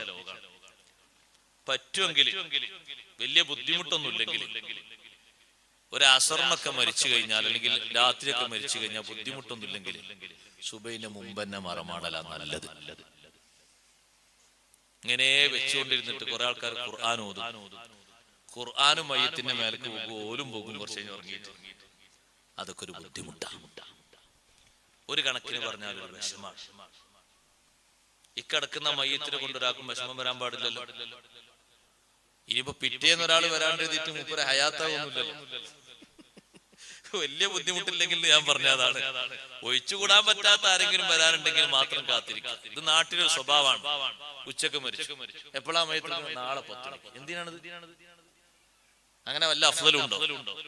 ഇങ്ങനെ വെച്ചുകൊണ്ടിരിക്കുക എന്നുള്ളത് പെട്ടെന്നാണ് മറവ് ചെയ്യേണ്ടത്. നിങ്ങൾ നോക്കി, രാത്രി വഫാത്തായ അബൂബക്കർ സിദ്ദീഖ് റളിയല്ലാഹു അൻഹു കാണാൻ എത്ര ആൾക്കാരുണ്ടാവും എന്ന് കണക്കൂട്ടിയാൽ നമ്മൾ ആര് കാണാനോ? ഏതോ ഒരു 50, 20, 50, 30 ആളുണ്ടോ? ഇത് ലോകത്ത് അറിയപ്പെട്ട വലിയ മഹാനല്ലേ? മദീനയിൽ മാത്രം അറിയപ്പെട്ടത്? ഷാമില് മാത്രമാണോ അറിയപ്പെട്ടത്? ലോകത്തിന്റെ വിവിധ ഭാഗങ്ങളിൽ അറിയപ്പെട്ടിട്ടില്ലേ? ഈ അബൂബക്കർ സിദ്ദീഖ് റളിയല്ലാഹു അൻഹുവിന്റെ കുടുംബം മക്കത്തുല്ലേ? എല്ലാരും മദീനത്തെത്തിയിട്ടുണ്ടോ? മക്കത്തുള്ളവരൊക്കെ നാളെ വന്നിട്ട് അങ്ങനെ കത്തുന്ന, നേരം വെളുക്കുന്നതിന്റെ മുമ്പ് തന്നെ മറമാടപ്പെട്ടു പോയി. ഇപ്പൊ ഖബറിന്റെ ഉള്ളിന്റെ ഉള്ളിൽ കാണുന്ന ലൈറ്റുള്ള കാലാണ്. ഖബർ കുഴിക്കാനൊന്നും ഒരു പ്രയാസം, ഒരു ബുദ്ധിമുട്ടില്ല. സംവിധാനങ്ങളൊക്കെ അല്ലേ നല്ലത്. അതാണ് അഫ്ളൽ. ഞാൻ അതിലപ്പുറം അഫ്ളൽ പറയില്ല. ഏറ്റവും നല്ല അതാണ്. അതുകൊണ്ടാണ് അറേബ്യയിലൊക്കെ സിസ്റ്റം കണ്ടില്ല, മരിച്ചാൻ കൊടുത്താൽ മതി, പെട്ടെന്ന് മറവ്. മരിച്ചു കൊടുക്കേണ്ട താമസമേ ഉള്ളൂ. മരിച്ച പോലെ കയ്യിലേക്ക് കിട്ടേണ്ട താമസമേ ഉള്ളൂ. പിന്നെ വൈകിപ്പിക്കോ? പിന്നെന്താ നമ്മളെവിടെ നടക്കാത്തത്? വലിയ ബുദ്ധിമുട്ടില്ലെങ്കിൽ നല്ല അതാണ്. ഏതെങ്കിലുമൊക്കെ അത്രയും അത്യാവശ്യമുള്ള ആൾക്കാരുണ്ടെങ്കിൽ പിന്തിക്കാന്നല്ല, പിന്തിക്കരുത് കൂടുതൽ. ബഹുമാനപ്പെട്ട അബൂബക്കർ സിദ്ദീഖ് റളിയല്ലാഹു അൻഹു കിടന്ന കിടത്തത്തിൽ ആഗ്രഹിച്ചത് ആ രൂപത്തിൽ മരണപ്പെടാനാണ്. ഇത്ര വലിയ മഹാനായിട്ട് നിങ്ങൾ ആലോചിച്ചു നോക്കൂ. അവരെ ആഖിബത്തിനെ കുറിച്ച് ആലോചിക്കുന്നത് നല്ല ദിവസം മരിക്കാൻ, നല്ല ദിവസം മരണപ്പെടണം. അബൂബക്കർ സിദ്ദീഖ് റളിയല്ലാഹു അൻഹു കഴിഞ്ഞാൽ ഏറ്റവും വലിയ മഹാനല്ലേ ബഹുമാനപ്പെട്ട ഉമർ ബിൻ ഖത്താബ് റളിയല്ലാഹു അൻഹുവിന്റെ സദാ പ്രാർത്ഥനയാണ്, വജഅൽ മൗതി ഫീ ബലദി റസൂലിക, എന്റെ മരണം നിന്റെ റസൂലിന്റെ നാട്ടിലാക്കി തരണേ അല്ലാഹ്. മക്കയിലാക്കരുത്, വേറൊരു പ്രദേശത്തുമാക്കരുത്. എന്റെ മരണം ഈ മദീനത്താക്കി തരണം. ഉമർ ബിൻ ഖത്താബ് റളിയല്ലാഹു അൻഹുവിന്റെ പ്രാർത്ഥനയാണ്. അങ്ങനെ തന്നെയല്ലേ ഉമർ റളിയല്ലാഹു അൻഹു വഫാത്തായതും. ബഹുമാനപ്പെട്ട ഉസ്മാൻ ബിൻ അഫ്ഫാൻ റളിയല്ലാഹു അൻഹു നബി സല്ലല്ലാഹു അലൈഹി വസല്ലം തങ്ങളെ കണ്ടില്ലേ വഫാത്തിന്റെ തൊട്ട് തലേന്ന്? അത് തർക്കമില്ലാത്ത രൂപത്തിൽ മലയാളത്തിൽ വരെ ചില ആളുകൾ എഴുതിപ്പോയി, ഇന്നും തിരുത്തിയിട്ടില്ല. വെള്ളപാത്രവുമായി നോമ്പ് നോറ്റിരിക്കുന്ന ഉസ്മാൻ തങ്ങളുടെ അടുത്തേക്ക് ചെന്നപ്പോ നോമ്പൊക്കെ ഞാൻ തുറന്നു, അത്തായവും ഞാൻ കഴിച്ചു. എവിടുന്നാ നിങ്ങൾക്ക് ഭക്ഷണം കിട്ടിയത്? ആരാ ഭക്ഷണം തന്നത്? ഈ വീട്ടിന്റെ മുകളിൽ കാണുന്ന പഴുതിലൂടെ സയ്യിദുനാ റസൂലുള്ളാഹി സ്വല്ലല്ലാഹു അലൈഹി വസല്ലം എനിക്ക് ഭക്ഷണം തന്നു. നാളെ നോമ്പ് തുറക്കുന്ന നമ്മുടെ അടുത്ത് വെച്ചാകാമെന്നും പറഞ്ഞു. അതേ നബിയേ, എന്നാൽ അങ്ങനെ ആയിക്കോട്ടെ. സന്തോഷപൂർവം അത് സ്വീകരിച്ചു പോയി. ഒരു പരിഭ്രവുമില്ല. കാരണം അവർക്ക് നല്ല സന്തോഷത്തോടെ, നല്ല റാഹത്തോടെ, നല്ല സാഹചര്യങ്ങൾ അനുഭവിച്ച് വിടവാങ്ങിയവരാണ്. വിശുദ്ധ ഖുർആനും എടുത്തുകൊണ്ട് ഓതല്ലേ പിറ്റേന്ന് രാവിലെ മുതൽ ഖുർആൻ ശരീഫ് അൽ ബഖറ മുതൽ ഓതാൻ തുടങ്ങി. ഒന്നാമത്തെ ജുസ് തീരുന്നിടത്ത് ശത്രുക്കൾ ചുളിവിലൂടെ കയറി വെട്ടിപ്പോയി. അവര് വെട്ടിയതിന്റെ ഒരു തുള്ളി രക്തം അള്ളാഹുവിന്റെ ഖുർആനിൽ പോയി വീണത് അവർക്ക് മറുപടി തോന്നിപ്പിക്കുന്ന രീതിയിലുള്ള ആയത്തിന്റെ ഭാഗത്താണ്.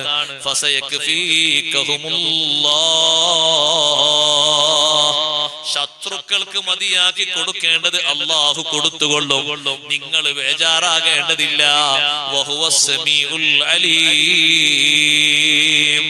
അവർക്കൊക്കെ നല്ല സാഹചര്യത്തിൽ മരിക്കണമെന്ന് നേരത്തെ അവർ ആലോചിച്ചവരാണ്. അള്ളാഹു നമ്മുടെ ആഖിബത്തും നന്നാക്കി തരട്ടെ. അഷ്റഫുൽ ഖൽഖ് റസൂലുള്ളാഹി സ്വല്ലല്ലാഹു അലൈഹി വസല്ലം തങ്ങൾ ഈ രൂപത്തിൽ ഈമാൻ ആഗ്രഹിച്ചതുകൊണ്ട് അത് നടക്കാതെ പോയപ്പോൾ തങ്ങളുടെ മനസ്സിലൊരു വിഷമമുണ്ടായിരുന്നു. അതേ വിഷമം തന്നെയാണ് അബൂബക്കർ സിദ്ദീഖ് റളിയല്ലാഹു അൻഹു മനസ്സിലും ഉണ്ടായത്. ബഹുമാനപ്പെട്ട സിദ്ദീഖ് തങ്ങളുടെ സ്വന്തം ഉപ്പ മക്കം ഫത്ഹിന്റെ അന്ന് നബി തങ്ങളുടെ മുന്നിൽ വന്നിട്ട് സിദ്ദീഖ് റളിയല്ലാഹു അൻഹു പോയി ഉപ്പാനെ കൂട്ടിക്കൊണ്ടുവന്നപ്പോ ഉപ്പാന്റെ കാഴ്ചക്ക് അല്പം മങ്ങലേറ്റിട്ടുണ്ട്. അപ്പൊ നബി സല്ലല്ലാഹു അലൈഹി വസല്ലം പറഞ്ഞു, സിദ്ദീഖ് തങ്ങളോട് എന്തിനാ ഇത്രയും പ്രയാസപ്പെടുത്തി ഇങ്ങോട്ട് കണ്ണ് കാണാൻ കാഴ്ച കുറവുണ്ട് ഇങ്ങോട്ട് കൊണ്ടുവന്നെന്തിനാ, നമ്മൾ അങ്ങോട്ട് വരൂലേ? ഉപ്പാന്റെ അടുത്തേക്ക് നമുക്ക് അങ്ങോട്ട് പോയിക്കൂടെ? സിദ്ദീഖ് തങ്ങൾ പറഞ്ഞു, നടന്നാ കുറച്ച് കൂലി കിട്ടുമല്ലോ നബി, അതുകൊണ്ടാണ് കൈ പിടിച്ച് ഇങ്ങോട്ട് കൊണ്ടുവന്നത്, തങ്ങളെ മുന്നിലേക്ക് എന്നെ കൊണ്ടുവന്നത്. ഷഹാദത്ത് കലിമ ചൊല്ലി സിദ്ദീഖ് തങ്ങളെ ഭാഗ്യം നോക്ക് നിങ്ങൾ. ഉമ്മയും സ്വഹാബി വനിത, ബാപ്പയും സ്വഹാബി വനിത, മകനും അങ്ങനെ തന്നെ, പേരക്കുട്ടി അങ്ങനെ, എന്തൊരു ഭാഗ്യ. പക്ഷെ ബാപ്പ ഷഹാദത്ത് കലിമ ചൊല്ലിയിട്ടും സിദ്ദീഖ് തങ്ങളെ മുഖത്തൊരു സന്തോഷം കണ്ടില്ല. അപ്പൊ സ്വഹാബത്ത് ചോദിച്ചു, നിങ്ങൾ എന്താ സന്തോഷിക്കാത്തത്? ഇന്ന് വലിയ സന്തോഷത്തിന്റെ ഒരു ദിവസല്ലേ? മക്കം ഫത്ഹിന്റെ അന്ന് ഉപ്പ ചൊല്ലിയില്ലേ ഷഹാദത്ത് കലിമ?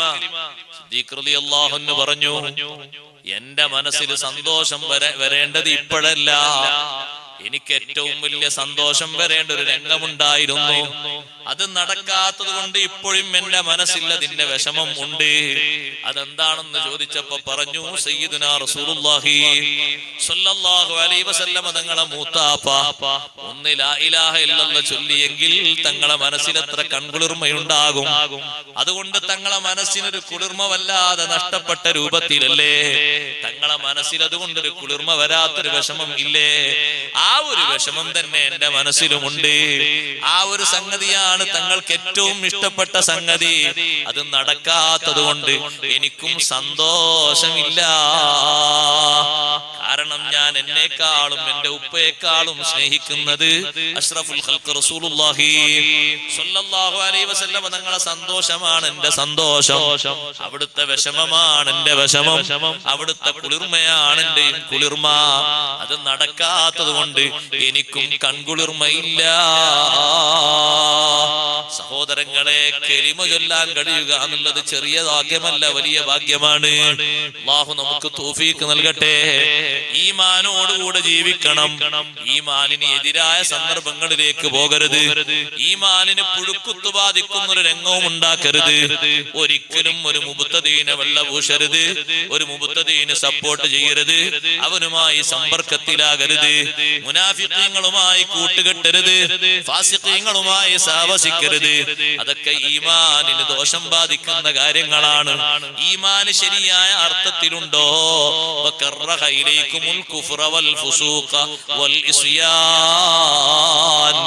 ഈമാനുള്ളവർക്ക് ഫുസൂഖ് വല്ലാത്ത വെറുപ്പാണ്. ഫിസ്കിന്റെ കാര്യങ്ങൾ പറയുന്നതും ചെയ്യുന്നതും ഇത്ര വെറുപ്പുള്ള ഒരു സംഗതി അവർക്ക് വേറുണ്ടാകൂല. അതുപോലെ തന്നെ ബിദ്അത്ത് അവർക്ക് വെറുപ്പാണ്, ഇസ്യാൻ അവർക്ക് വെറുപ്പാണ്, ദോഷം അവർക്ക് വെറുപ്പാണ്. ആ രീതിയിലാണ് ശരിയായ നിലക്ക് ഈമാൻ ഉറച്ചവര്. അല്ലാഹു സുബ്ഹാനഹു വ തആല നമ്മുടെ ഖൽബിൽ ആ തരത്തിൽ ഈമാനിന് അല്ലാഹു ഭംഗി നൽകുമാറാകട്ടെ. അവസാനം കലിമ ചൊല്ലാൻ അല്ലാഹു തൗഫീഖ് നൽകുമാറാകട്ടെ. കലിമ ചൊല്ലി കിട്ടിയാൽ എത്ര വലിയ ഭാഗ്യാന്നറിയോ? നിങ്ങൾ നോക്ക്, നബി സല്ലല്ലാഹു അലൈഹി വസല്ലം തങ്ങൾ സ്വഹാബിമാരെ കൂട്ടത്തിൽപ്പെട്ട കുറച്ച് ആളുകളെ ഒരു ഭാഗത്തേക്ക് ശത്രുക്കളെ പ്രതിരോധിക്കുന്നതിന് വേണ്ടി തങ്ങൾ പറഞ്ഞയച്ചു. അങ്ങനെ പോയ കൂട്ടത്തിൽ ബഹുമാനപ്പെട്ട ഖാലിദ് ബിൻ വലീദ് റളിയല്ലാഹു അൻഹു ഉണ്ട്. അങ്ങനെ പോയി പലരും പല ഭാഗത്തും ഇങ്ങനെ ശത്രുക്കളോട് ചെറുത്തുനിൽപ്പ് നടത്തുമ്പോ ഖാലിദ് റളിയല്ലാഹു അൻഹു മുന്നോട്ട് നിന്നപ്പോ മഹാനവറുകളുടെ കയ്യിൽ പ്രതിരോധിക്കാനുള്ള ചെറിയൊരു ആയുധമുണ്ട്. ഈ ആയുധം കണ്ടപ്പോഴേക്കന്നെ അപ്പുറത്ത് നിൽക്കുന്ന ആള് അശ്ഹദു അല്ലാ ഇലാഹ ഇല്ലല്ലാഹ് ചൊല്ലിപ്പോയി, ഷഹാദത്ത് കലിമ ചൊല്ലിപ്പോയി. അത് ചൊല്ലലും ഖാലിദ് റളിയല്ലാഹു അൻഹു അദ്ദേഹത്തെ കുത്തലും ഒപ്പ മരണപ്പെട്ടുപോയി.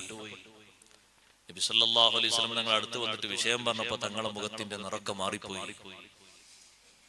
ചോദിച്ചു, ഖാലിദേ, ലാ ഇലാഹ ഇല്ലല്ലാഹ് നാളെ നിങ്ങൾക്ക് എതിർ സ്ഥാനത്തായിട്ട് ലാ ഇലാഹ ഇല്ലല്ലാഹ് വന്നാൽ നിങ്ങൾ എന്ത് ചെയ്യും? ലാ ഇലാഹ ഇല്ലല്ലാഹ് എന്ന കലിമ ആ മനുഷ്യൻ ചൊല്ലിയില്ലേ? ഖാലിദ് റളിയല്ലാഹു അൻഹു പറഞ്ഞു, നബിയേ, എന്റെ അടിയോ മറ്റോ ഭയന്നിട്ട് ഞാൻ പ്രതിരോധിക്കുമെന്ന് ഭയന്നിട്ട് ചൊല്ലിപ്പോയതാണെന്ന് മനസ്സിലാക്കി. തങ്ങൾ വീണ്ടും ചോദിച്ചു, ഹല്ലാ ശഖഖത ഖൽബഹു, ഖൽബൊന്ന് കീറി നോക്കിക്കൂടായിരുന്നില്ലേ? ഖാലിദ് റളിയല്ലാഹു അൻഹു കുറ്റക്കാരനാണ് മനസ്സിലാക്കരുത്. മഹാനവറുകൾക്ക് ഇജ്തിഹാദിൽ വന്നൊരു ഖത്അ ആണ്, അതിനവർക്ക് കുറ്റമില്ല, അതിലവർക്ക് ഒരു കൂലിയാണ്. ഇനി നമ്മക്കും ഇജ്തിഹാദാന്ന് കരുതരുത് കേട്ടോ, നമ്മക്കൊരു ഇജ്തിഹാദിൽ ഒരു മണ്ണാങ്കട്ടിയില്ല. നമ്മള് ജിത്യാദ് അതിനെന്ത് യോഗ്യത ഉള്ളത്? അങ്ങനെ കുറെ ആൾക്കാർ നമ്മുടെ നാട്ടിൽ എന്റെ ജിത്യാദിൽ അങ്ങനെ കിട്ടിയത് സുഖല്ല എന്ന് മനസ്സിലാക്കിയാൽ മതി. ഇജ്തിഹാദിന് പ്രത്യേക മർത്തബയുള്ള മഹാന്മാരാണ് സ്വഹാബിമാർ. അവരൊരു വീക്ഷണം മനസ്സിലാക്കിയപ്പോ അതിലൊരു ഖത്അ സംഭവിച്ചു. ഇതൊരു കുറ്റക്കാരല്ല, ദോഷികളാണെന്ന് അവരെ പറ്റി പറയാൻ പാടില്ല. പക്ഷേ നബി സല്ലല്ലാഹു അലൈഹി വസല്ലം എത്ര കാർക്കശ്യത്തോടെ തങ്ങൾ ചോദിച്ചത്, ലാ ഇലാഹ ഇല്ലല്ലാഹ് ചൊല്ലിയില്ലേ? ഖാലിദ് റളിയല്ലാഹു അൻഹു കലിമത്തു തൗഹീദിന്റെ വില മനസ്സിലാക്കിയിട്ട് മഹാനവറുകൾ പറഞ്ഞു, ഞാൻ അങ്ങനെ ആലോചിച്ചു പോയി, ആ ദിവസം കഴിഞ്ഞിട്ട് ഞാൻ ഇസ്ലാമിലേക്ക് വന്നിരുന്നെങ്കിൽ എത്ര നന്നായിരുന്നു. കാരണം ഇത്ര ഗൗരവത്തോടെ തങ്ങൾ ചോദിക്കുന്നു ഞാൻ കരുതിയിട്ടില്ല. ലാ ഇലാഹ ഇല്ലല്ലാഹ് ആ ഒരു രൂപത്തിലാണ് അദ്ദേഹം ഉച്ചരിച്ചതെന്നാണ് ഞാൻ കരുതിയത്. ലാ ഇലാഹ ഇല്ലല്ലാഹ് ഒരു വില നോക്ക് നിങ്ങൾ. കലിമത്തിന് എന്തൊരു വിലയുണ്ട്.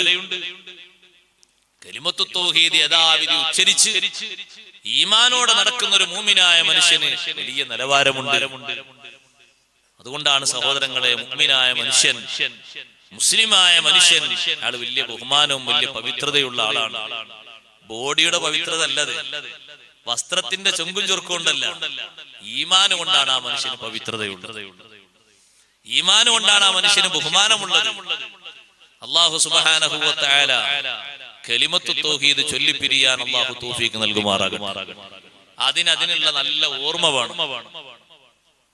ഇപ്പൊ ഈ സദസ്സിലൊക്കെ ദിക്ർ ചൊല്ലുമ്പോൾ നമ്മൾ അച്ചടക്കത്തോടെ ചൊല്ലും. പക്ഷെ എവിടുന്ന് ദിക്ർ ഇല്ലാണെങ്കിലും ഖുർആൻ ഓതാണെങ്കിലും നമ്മളെ മനസ്സ് ഒന്നാകണം, രണ്ടാകരുത്. മനസ്സിലാണ്ടോ? മനസ്സിലാകുന്നില്ല? ഇത് ഇമാം നബി റളിയല്ലാഹു അൻഹു ഖുർആൻ ഓത്തിന് അദബ് പഠിപ്പിച്ചപ്പോ പറഞ്ഞൊരു അദബാണ്. ഇപ്പൊ നമ്മളെ കൂട്ടത്തിൽ കുറെ ആൾക്കാരുണ്ട്, നമ്മളെ തന്നെ പറഞ്ഞ കുട്ടികൾ, പുറത്തുള്ളവരെ പറഞ്ഞിട്ട് കാര്യമൊന്നുമില്ല, കുറെ അന്താരാഷ്ട്ര കാര്യം പറഞ്ഞ കാര്യം. എന്താ പരിപാടി? ഹദ്ദാദ് ഇങ്ങനെ ചൊല്ലുന്നുണ്ടാവും, പിന്നെ ഫേസ്ബുക്ക് വായിക്കണുണ്ടാവും. ഹതഭാഗ്യരാണ് അവര്. ഏതെങ്കിലും വീട്ടിൽ മൗലൂദ് ഓതുന്നുണ്ടാകും, മെസ്സേജ് വായിക്കുന്നുണ്ടാകും. ചെയ്യരുത്, മോശാണത്. നിങ്ങളെ കൽബ് എവിടെ? നാവ് എവിടെ? നാവ് ഒരു സ്ഥലത്തും, കൽബ് വാട്സാപ്പിൽ മെസ്സേജിൽ. നാവ് ഇങ്ങനെ വെറുതെ ഒരു മൂളക്കത്തിൽ ഇങ്ങനെ അന്തതത്തുലു ബൈനനാ ബൈനനാ. ഇതാ പരിപാടി. ഒറ്റ മോശമാണ് ഏർപ്പാട് ചെയ്യാൻ പാടില്ല. അതുകൊണ്ടല്ലേ ഇമാം നബി റളിയല്ലാഹു അൻഹു ഖുർആൻ ഓതുന്ന ഒരു മനുഷ്യൻ കൈയും കാലും അടക്കി ഒതുക്കി വെക്കണം. എന്തിനാണ് കാലെ കുട്ടി പറഞ്ഞെന്നറിയോ? ഈ സംവിധാനമൊക്കെ ലോകത്ത് വരുന്ന മനസ്സിലാക്കിയിട്ടാണ്. കൈ കൊണ്ട് കളിക്കരുത്, കാലുകൊണ്ട് കളിക്കരുത്, നോട്ടം പോലും മാറ്റരുത്. ഖുർആൻ ഓതുന്ന ഒരു മനുഷ്യൻ ഒരേ ഒരു നോട്ടം, ഇരുത്തം എങ്ങനെ ഇരിക്കണം എന്നാ പറഞ്ഞ ഖുർആൻ ഓതുന്ന ഒരാള്? കജുലൂസിഹി ബൈന യദൈ മുഅല്ലിമിഹി, ഉസ്താദിന്റെ മുന്നിൽ ഇരിക്കുന്ന ശിഷ്യനെ പോലെ. നമ്മളെ മുന്നിൽ ഒരു ഉസ്താദ് ദർസ് നടത്തുമ്പോ നമ്മളാ ഉസ്താദിന്റെ മുന്നിൽ ഇങ്ങനെ രണ്ട് കാലും ഇങ്ങനെ നീട്ടിയിട്ട് ഉസ്താദെ പറയാനുള്ള പറഞ്ഞു ഞാൻ കേട്ടോളാം അങ്ങനെ ഇരിക്കോ? കിതാബോധാന് അങ്ങനെ ഇരിക്കോ സഹോദരങ്ങളെ? അല്ലെങ്കിൽ ഉസ്താദിന്റെ മുന്നിൽ കിതാബ് ഓതാൻ വേണ്ടി ചോറിക്കായിരിക്കുമ്പോൾ ഇരിക്കൂല. അവരതവില്ലേ. നമ്മളെ ഇമാമാണ് ഖുർആൻ. ആ ഇമാമിന്റെ മുന്നിൽ നമ്മൾ ഇരിക്കേണ്ടത് ഉസ്താദിന്റെ മുന്നിൽ ഇരിക്കുന്ന ശിഷ്യനെ പോലെ നല്ല അദബ് പാലിച്ച്. അതുകൊണ്ട് എന്റെ ഉമ്മമാരോട് പറയട്ടെ, നിങ്ങളെ ഹദ്ദാദ് ചൊല്ലുമ്പോ വേറെ ഏതെങ്കിലും ഔറാദിൽ ഏർപ്പെടുമ്പോ നിങ്ങളെ മനസ്സ് വേറൊന്നിലേക്കും നാവ് വേറൊന്നിലേക്കും ആക്കരുത്. മനസ്സും നാവും ഒരേ രൂപത്തിൽ ബന്ധപ്പെടുന്ന ദിക്റാകണം, മൗലിദാകണം, മറ്റു അമലാകണം. അപ്പോഴേ അതിന് ശരിയായ നിലക്കുള്ള ഫലം ലഭിക്കൂ. നമ്മൾ ചൊല്ലുന്നുണ്ട്, ഒരു പക്ഷേ അത് പ്രഹസനമായി മാറും. മൗലൂദിന്റെ സദസ്സിലൊക്കെ മൂപ്പര് പങ്കെടുക്കുന്നുണ്ട്. മൗലൂദ് കഴിഞ്ഞിട്ട് എത്ര ഹദീസാണ് ഓതിയെന്ന് ചോദിച്ചു. അതാ ഉസ്താദന്മാരൊക്കെ കൂടി ചൊല്ലിയില്ല. എണ്ണ കണക്കൂട്ടാണ്ടോ? എണ്ണ അറിയില്ല. മൗലൂദ് കഴിഞ്ഞിട്ട് നീ യാസീൻ ഓതിയോ? യാസീൻ ഓതിയിട്ടില്ലല്ലോ. എന്റെ ഓതിയില്ലാന്ന് തോന്നാൻ കാരണം മൂപ്പര് വേറെ ലോകത്തേന്നു. കണ്ടില്ലേ നിങ്ങൾ? അതിന് മൗലൂദ് നടത്തുമ്പോ തന്നെ നല്ല എന്താ നിങ്ങള് അവിടെ ഒരു കൊട്ട വെക്ക.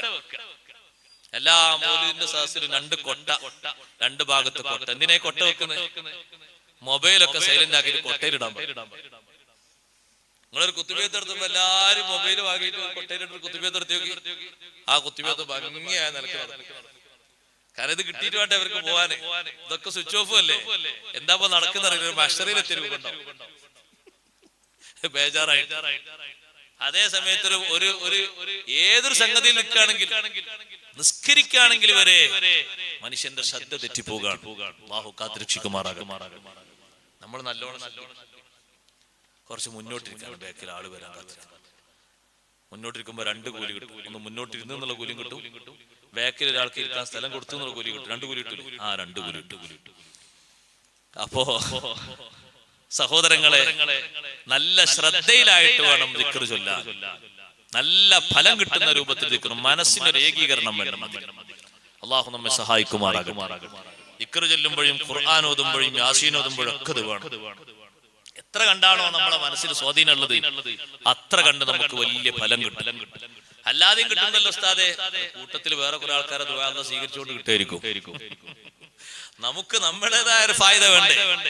അതിന് ചൊല്ലുമ്പോഴൊക്കെ ആ രൂപത്തിലുള്ള അദബ് പാലിക്കും. എപ്പോഴും ആ മര്യാദയോടുകൂടെ തന്നെ വേണം നമ്മൾ ചൊല്ലാനും കാര്യങ്ങൾ കേൾക്കാനും പങ്കെടുക്കാനും ഒക്കെ. അഷ്റഫുൽ ഖൽഖ് സ്വല്ലല്ലാഹു അലൈഹി വസല്ലം തങ്ങൾ രോഗബാധിതനായി കിടന്നിരുന്ന അവിടുത്തെ ഖാദിമായിരുന്ന ഒരു കുട്ടി ഉണ്ടായിരുന്നു. നബി സല്ലല്ലാഹു അലൈഹി വസല്ലം ഖിദ്മത്തെടുത്തിരുന്ന ഒരു കുട്ടി. ആ കുട്ടി യഹൂദിയായിരുന്നു. യഹൂദിക്ക് നബി തങ്ങളെ വീട്ടിൽ ഖിദ്മത്തെടുക്കാൻ പാടില്ല എന്നില്ല. അങ്ങനെ ഒരു വ്യത്യാസമൊന്നുമില്ല. എല്ലാവരും തന്നെ സ്വീകരിച്ചു. ക്രിസ്ത്യാനികളെ സ്വീകരിച്ചിട്ടുണ്ട്, യഹൂദികളെ സ്വീകരിച്ചിട്ടുണ്ട്, മജൂസികളൊക്കെ സ്വീകരിച്ചിട്ടുണ്ട്. അവരൊക്കെ ഹിദായത്ത് അവർക്കൊക്കെ നൽകണ്ടേ? അത് തങ്ങൾ അല്ലാഹു തആല ഏൽപ്പിച്ചൊരു ബാധ്യതയല്ലേ? അപ്പൊ ആ ഹിദായത്തിന്റെ വെളിച്ചം പകർന്നു നൽകുന്നതിന് എല്ലാവരെയും തങ്ങൾ സ്വീകരിച്ചിട്ടുണ്ട്. ഈ യഹൂദിയായ കുട്ടി രോഗബാധിതനായി കിടന്നപ്പോ തങ്ങൾക്ക് ഖിദ്മത്തെടുത്തിരുന്ന കുട്ടിയാണ്. ആ കുട്ടിയെ കാണാൻ വേണ്ടി നബി സല്ലല്ലാഹു അലൈഹി വസല്ലം ചെന്നു. ആ വീട്ടിലേക്ക് ചെന്നു. അപ്പൊ ആ കുട്ടിന്റെ അവസ്ഥ ഇങ്ങനെ കണ്ടപ്പോ, രോഗം ഇങ്ങനെ മൂർജിച്ച് നിൽക്കുന്ന ഒരു അവസ്ഥയാണ്. കുട്ടിയോട് തങ്ങൾ പറഞ്ഞു, ഖുൽ ലാ ഇലാഹ ഇല്ലല്ലാഹ്. തങ്ങൾക്ക് എവിടെയും അള്ളാഹുവിന്റെ ദീന് പറയാൻ അല്ലാഹു തആല പെർമിഷൻ നൽകിയിട്ടുണ്ട്. ഇത് വേറെ രൂപത്തിൽ വ്യാഖ്യാനിക്കേണ്ട ആവശ്യമൊന്നുമില്ല. വ്യാഖ്യാനിക്കുന്നവർക്കെന്തും വ്യാഖ്യാനിക്കാം. ഖുൽ ലാ ഇലാഹ ഇല്ലല്ലാഹ്, ലാ ഇലാഹ ഇല്ലല്ലാഹ് ചൊല്ലു മോനെ എന്ന് പറഞ്ഞു. അപ്പൊ ആ കുട്ടി തൊട്ടടുത്ത് നിൽക്കുന്ന ഉപ്പാന്റെ മുഖത്തേക്ക് ഇങ്ങനെ നോക്കി. ഉപ്പ യഹൂദിയല്ലേ. ഉപ്പാന്റെ മുഖത്തേക്ക് നോക്കിയപ്പോ ഉപ്പ പറഞ്ഞു, അത്വി അബൽ ഖാസിം സല്ലല്ലാഹു അലൈഹി വസല്ലം, എന്താണോ നബി തങ്ങൾ പറഞ്ഞത് കേട്ടോളൂ, അത് അനുസരിച്ചോളൂ.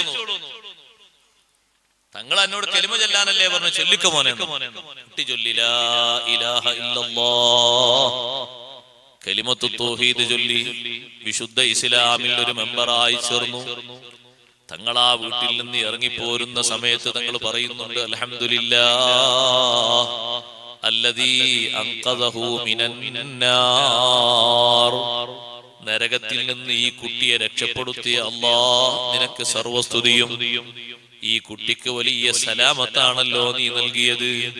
അഷ്റഫുൽ ഖൽഖ് സ്വല്ലല്ലാഹു അലൈഹി വസല്ലം തങ്ങൾ ആ വീട്ടിലേക്ക് വന്നപ്പോൾ എന്തൊരു സന്തോഷമാണ് ലഭിച്ചത്. അതല്ലേ നമ്മളൊക്കെ സാധാരണ പറയുന്നത്, വമരീളൻ അൻത സായിറുഹു ഖദ് അതാഹുല്ലാഹു ബിൽ ഫറജി സ്വല്ലി റബ്ബൽ ആലമീന അലാ സയ്യിദിൽ കൗനൈനി വസ്സുറൂജി. തങ്ങൾ സന്ദർശിക്കുന്ന ഏതൊരു രോഗിയും ഖദ് അതാഹുല്ലാഹു ബിൽ ഫറജി, ആ രോഗിക്ക് അല്ലാഹു മോചനം നൽകുന്നു. ഈ രോഗിക്ക് കണ്ടില്ലേ, ഖബർ ശിക്ഷയിൽ നിന്ന് മോചനമായി, പരലോകത്തെ സർവ്വ ശിക്ഷകളിൽ നിന്നും മോചനമായി, നരകത്തിൽ നിന്ന് മോചനം ലഭിച്ചു, ലാ ഇലാഹ ഇല്ലല്ലാഹ് ചൊല്ലാനുള്ള വലിയ ഭാഗ്യം ലഭിച്ചു. ഉമ്മമാരെ, സഹോദരങ്ങളെ, സഹോദരന്മാരെ, ലാ ഇലാഹ ഇല്ലല്ലാഹ് ജീവിതത്തിൽ ഏറെ ചൊല്ലണം. അല്ലാഹു തൗഫീഖ് തരട്ടെ. ലാ ഇലാഹ ഇല്ലല്ലാഹ് എന്നുള്ളത് അധികം ചൊല്ലേണ്ട ദിക്റാണ്. എത്ര അധികം ചൊല്ലാൻ കഴിയുമോ അത്രയും അധികം ചൊല്ലണം. ഒരു 10 തവണ നിസ്കാരത്തിന്റെ ശേഷം, ദിക്റുകൾക്ക് ശേഷം ലാ ഇലാഹ ഇല്ലല്ലാഹ് സുന്നത്തുണ്ട്. ആ 10 തവണയും നമ്മൾ ചുരുക്കി പോകരുത്. തസ്ബീഹും ഹംദും തക്ബീറും കഴിഞ്ഞിട്ട് ഒരു 10 ലാ ഇലാഹ ഇല്ലല്ലാഹ് ചൊല്ലണം. കഴിയുന്നവരൊക്കെ ലാ ഇലാഹ ഇല്ലല്ലാഹ് വർദ്ധിപ്പിക്കണം. എത്ര ചൊല്ലാൻ കഴിയുമോ അത്രയും ചൊല്ലണം. അമ്പിയാക്കൾ മുഴുവനും ചൊല്ലിയ ദിക്റുകളിൽ ഏറ്റവും ശ്രേഷ്ഠതയുള്ള ദിക്റാണ് ലാ ഇലാഹ ഇല്ലല്ലാഹ്. യമനിൽ പോയി നോക്കൂ സഹോദരങ്ങളെ, ഹദ്ദാദ് റാത്തിബ് നടക്കുന്ന, റാത്തിബുൽ ഹദ്ദാദ് നടക്കുന്ന ചില പള്ളികളുണ്ട് യമനില്. അവിടെ ലാ ഇലാഹ ഇല്ലല്ലാഹ് ചൊല്ലുന്നത് 1000 പ്രാവശ്യമാണ്. 1000 പ്രാവശ്യം ചൊല്ലുന്ന പള്ളികൾ ഇന്നുമുണ്ട്.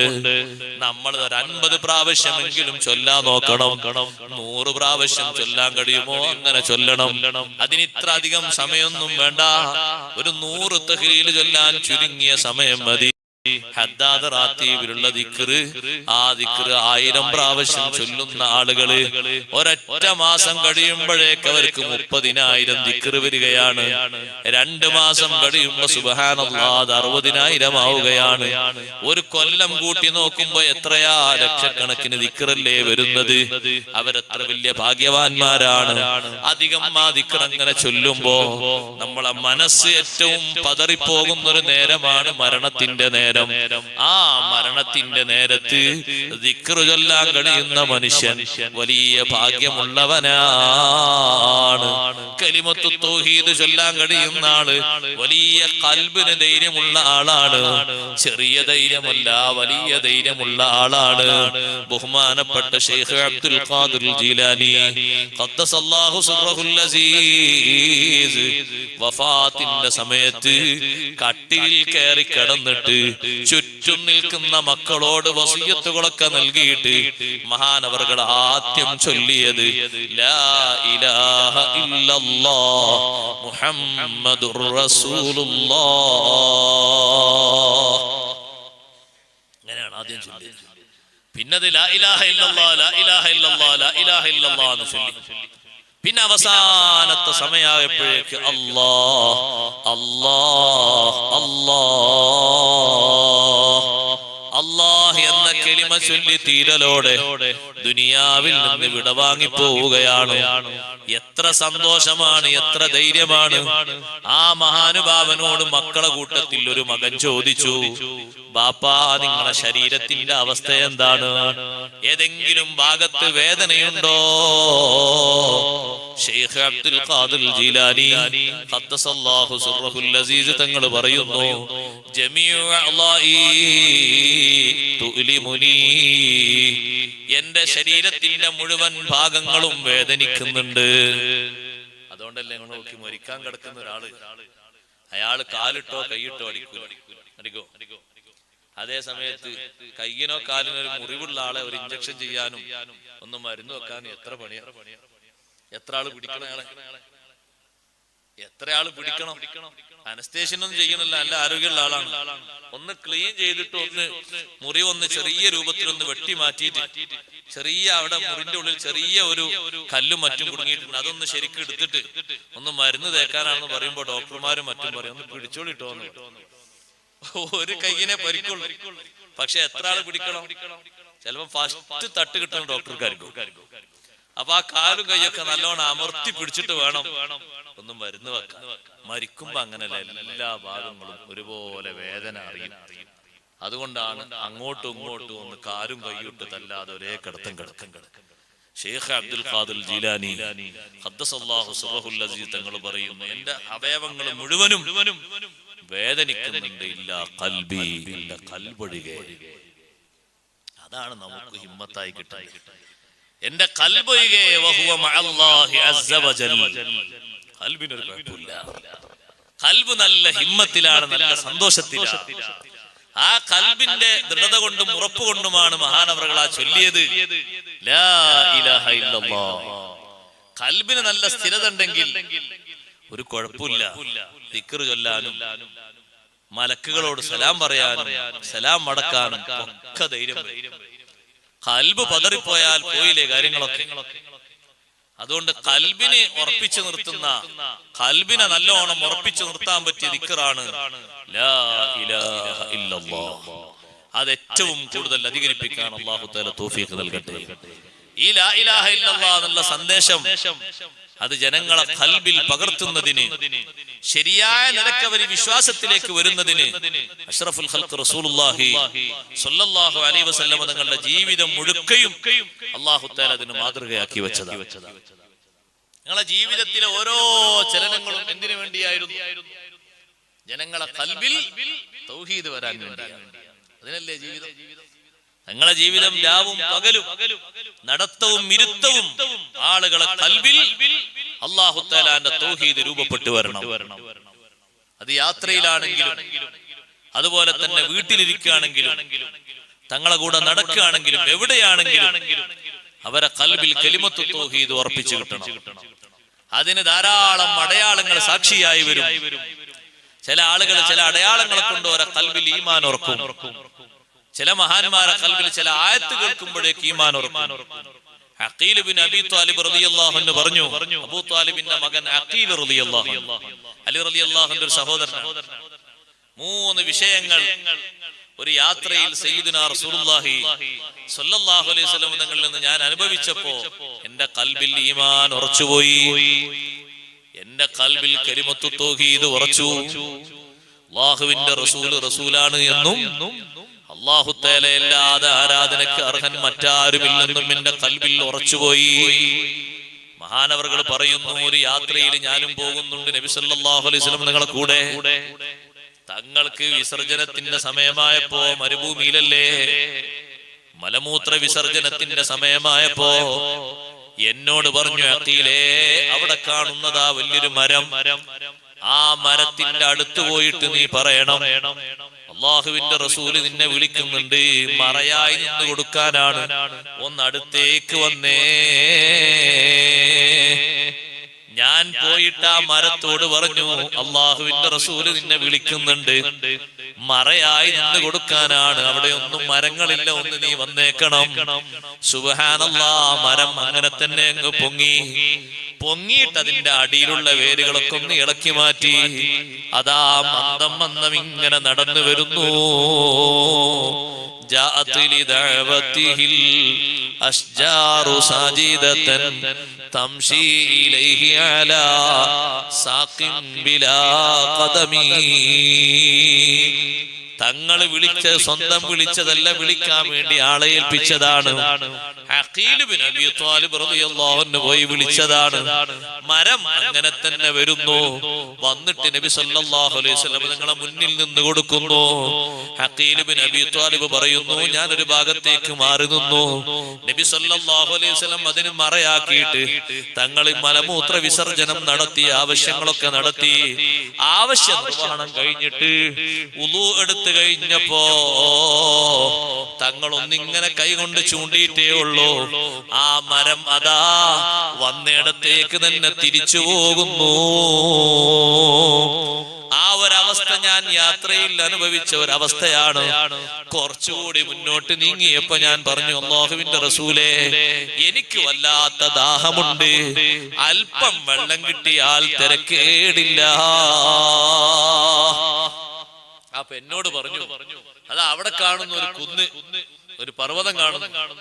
ആ പർവ്വതത്തിന്റെ മുകളിൽ ഒരു നല്ല പാറയുണ്ട്. ആ പാറയോട് പോയിട്ട് നീ എന്റെ ഒരു സലാം പറയണം. എന്നിട്ട് വെള്ളമുണ്ടെങ്കിൽ നിനക്ക് വെള്ളം തരാൻ വേണ്ടിയിട്ട് പാറയോട് പറയണം.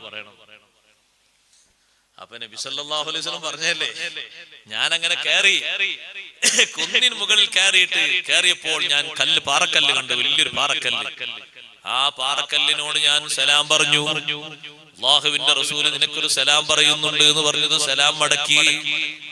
ഇൻകാന ഫീകി മാഉൻ, നിന്നിൽ വല്ല വെള്ളവുമുണ്ടെങ്കിൽ ഫസുബ്ബ അലയ്യ, വെള്ളം നീ എനിക്കൊന്ന് ചൊരിച്ചു തരണം, ഒഴുക്കി തരണം എന്ന് ഞാൻ പറഞ്ഞപ്പോൾ പാറക്കല്ലെന്നോട് പറയുന്നത്, ക്ഷമിക്കണം, അള്ളാഹുവിന്റെ റസൂലിനോട് നീ പോയിട്ട് പറയണം. അല്ലാഹു സുബ്ഹാനഹു വ തആല ഖുർആനിൽ ഒരു ആയത്ത് ഇറക്കിയിട്ടുണ്ട്, യാ അയ്യുഹല്ലദീന ആമനൂ ഖൂ അൻഫുസകും വഅഹ്ലീകും നാറാ വഖൂദുഹാ അന്നാസു വൽ ഹിജാറാ. മുഅ്മിനീങ്ങളെ, നിങ്ങളും നിങ്ങളെ കുടുംബവും നരകത്തെ കാത്തു സൂക്ഷിച്ച് ജീവിച്ചോളണം. ആ നരകത്തിൽ കത്തിക്കപ്പെടുന്നത് മനുഷ്യരെയും കല്ലുകളെയുമാണ്. ആ കല്ലുകൾ എന്ന് പറഞ്ഞ കൂട്ടത്തിൽ ഞാൻ പെടുമോ എന്ന് വിചാരിച്ച് ആയത്ത് ഇറങ്ങിയത് മുതൽക്ക് ഞാൻ കരയാൻ തുടങ്ങി. എന്റെ ഉള്ളിലുണ്ടായിരുന്ന ജലാശയങ്ങൾ മുഴുവനും വറ്റി വരണ്ടുപോയി. ഒരൊറ്റ തുള്ളി വെള്ളം പോലും നിങ്ങൾക്ക് തരാനില്ല എന്ന് നിങ്ങൾ പോയിട്ട് അല്ലാഹുവിന്റെ റസൂലിനോട് പറഞ്ഞേക്കണം. അഖീൽ ഇബ്നു അബീ ത്വാലിബ് പറയാണ്, പാറക്കല്ലിന്റെ സംസാരം കേട്ടപ്പോൾ എനിക്ക് വല്ലാത്ത അത്ഭുതം തോന്നി. ഞാൻ വന്നിട്ട് നബി സല്ലല്ലാഹു അലൈഹി വസല്ലം തങ്ങളോട് പറഞ്ഞു, അല്ലാഹുവിന്റെ റസൂലേ, ആ വലിയ പാറക്കല്ല് സലാമൊക്കെ മടക്കി, പക്ഷേ യാ അയ്യുഹല്ലദീന ആമനൂ ഖൂ അൻഫുസകും വഅഹ്ലീകും നാറാ എന്ന ആയത്ത് ചിന്തിച്ച് കത്തിക്കപ്പെടുന്ന കല്ലുകളെ കൂട്ടത്തിൽ ഞാൻ പെട്ടേക്കുമോ എന്ന് ആലോചിച്ച് കരയാൻ തുടങ്ങിയിട്ട് ഇന്ന് വരെ കരച്ചിലാണ്. ഒരൊറ്റ തുള്ളി ജലാംശവും അതിന്റെ ഉള്ളിലില്ല. അതും ഞാൻ കണ്ട അത്ഭുതങ്ങളിൽ മറ്റൊരു അത്ഭുതമാണ്. പിന്നെയും ഞാൻ നബി സല്ലല്ലാഹു അലൈഹി വസല്ലം കൂടെ കുറച്ചുകൂടി മുന്നോട്ട് നീങ്ങി. മൂന്നാമതായി എന്റെ കണ്ണിൽ കാണുന്ന കാഴ്ച, അത് കണ്ടിട്ട് ഞാൻ വല്ലാതെ അതിശയിച്ചു പോയി. ഞങ്ങളൊക്കെ ഒരു ഭാഗത്ത് വിശ്രമിക്കാൻ വേണ്ടി, ഒരല്പം വിശ്രമിക്കാൻ വേണ്ടി ഇങ്ങനെ ഒരുങ്ങി നിൽക്കുമ്പോ അഷ്റഫുൽ ഖൽഖ് സല്ലല്ലാഹു അലൈഹി വസല്ലം തങ്ങളെ മുന്നിലേക്ക് ഒരു ഒട്ടകം ഓടി വന്നിട്ട് അത് കതച്ച് തങ്ങളെ മുന്നിൽ നിന്നു. കണ്ണീർ വാർക്കുന്നുണ്ട്. തങ്ങൾ അതിന്റെ മേലെങ്ങനെ തൊട്ട് തലോടി ആശ്വസിപ്പിച്ചു. അതിന് ആശ്വാസം വന്നു. അതിന്റെ പിന്നാലെ അതിന്റെ ഉടമസ്ഥനായ ഒരു മനുഷ്യൻ വാളും മൂരിപ്പിടിച്ചുകൊണ്ട് ഓടി വരുന്നു. അയാൾ ആ വരവ് കണ്ടപ്പോ നബി സല്ലല്ലാഹു അലൈഹി വസല്ലം കൈകൊണ്ട് നിൽക്കാൻ വേണ്ടി പറഞ്ഞു. എന്താ നിങ്ങളെ ലക്ഷ്യം എന്ന് ചോദിച്ചു. അദ്ദേഹം പറഞ്ഞു, ഇത് എന്റെ ഒട്ടകം, വലിയ വില കൊടുത്ത് ഞാൻ വാങ്ങിയതാ. പക്ഷെ ഈ ഒട്ടകം ഇപ്പൊ അടുത്ത് കുറച്ച് നാളായിട്ട് അനുസരണം കുറച്ച് കുറവാണ്. രാവിലെ എഴുന്നേൽക്കാൻ വേണ്ടിയിട്ട് എത്ര തട്ടി വിളിച്ചാലും എഴുന്നേൽക്കൂല. ഇനി എഴുന്നേറ്റ് നിന്നിട്ട് മുട്ടുകുത്തിയിട്ട് എന്തെങ്കിലുമൊക്കെ ചുമട് അതിന്റെ മേലെ വെച്ചു കൊടുത്താൽ അത് അങ്ങനെ താഴോട്ടിരിക്കുകയും ചെയ്യും. പിന്നെ അതിനെ എഴുന്നേൽപ്പിക്കാൻ ചെറിയ പാടൊന്നുമല്ല. അതുകൊണ്ട് ഇങ്ങനെ ആവർത്തിച്ച് കാണിച്ചപ്പോ ഇനി രക്ഷയൊന്നുമില്ല, അറുത്തിട്ട് ആ മാംസം ജനങ്ങൾക്ക് കൊടുത്തിട്ട് ആ വില എങ്ങനെങ്കിലും കിട്ടട്ടെ എന്ന് ഇത് തീരുമാനിച്ചു വന്നതാണ്. അറുക്കല്ലാതെ മറ്റൊരു മാർഗമൊന്നുമില്ല. അപ്പൊ ഞങ്ങൾ ഇതിങ്ങനെ ഈ ഒട്ടകത്തിന്റെ ഉടമസ്ഥന്റെ സംസാരം കേട്ടിട്ട് ഞങ്ങളെല്ലാവരും അവിടുന്ന് എഴുന്നേറ്റ് ഒട്ടകത്തിന്റെ അടുത്തേക്ക് വന്നു. നബി സല്ലല്ലാഹു അലൈഹി വസല്ലം തങ്ങൾ ഒട്ടകത്തോട് ചോദിച്ചു, അദ്ദേഹം പറയുന്നത് ശരിയാണോ? ഒട്ടകം പറഞ്ഞു, ശരിയാണ്. ഞാൻ അനുസരിക്കാറില്ല നബിയെ.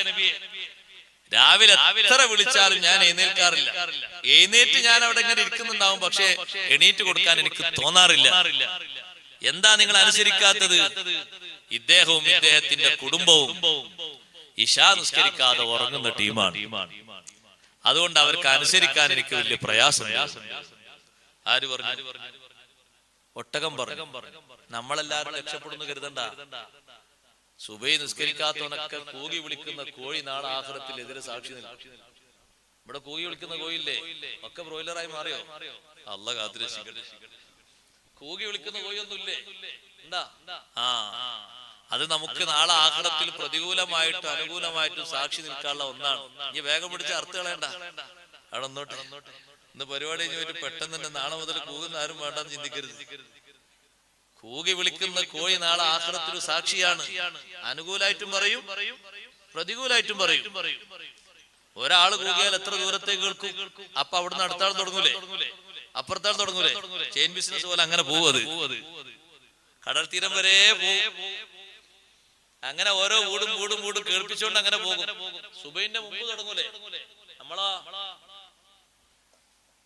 നമ്മളെപ്പോഴാ എഴുന്നേൽക്കുക? അതുകൊണ്ടാണ് ലുഖ്മാനുൽ ഹക്കീം തങ്ങൾ തന്റെ മോനെ വിളിച്ചിട്ട് പറഞ്ഞു, മോനെ ലാ തകൂനന്ന അഅജസ മിനദ്ദീഖ്, നീ കോഴിയെക്കാളും കഴിവുകെട്ടവനാകരുത് മോനെ.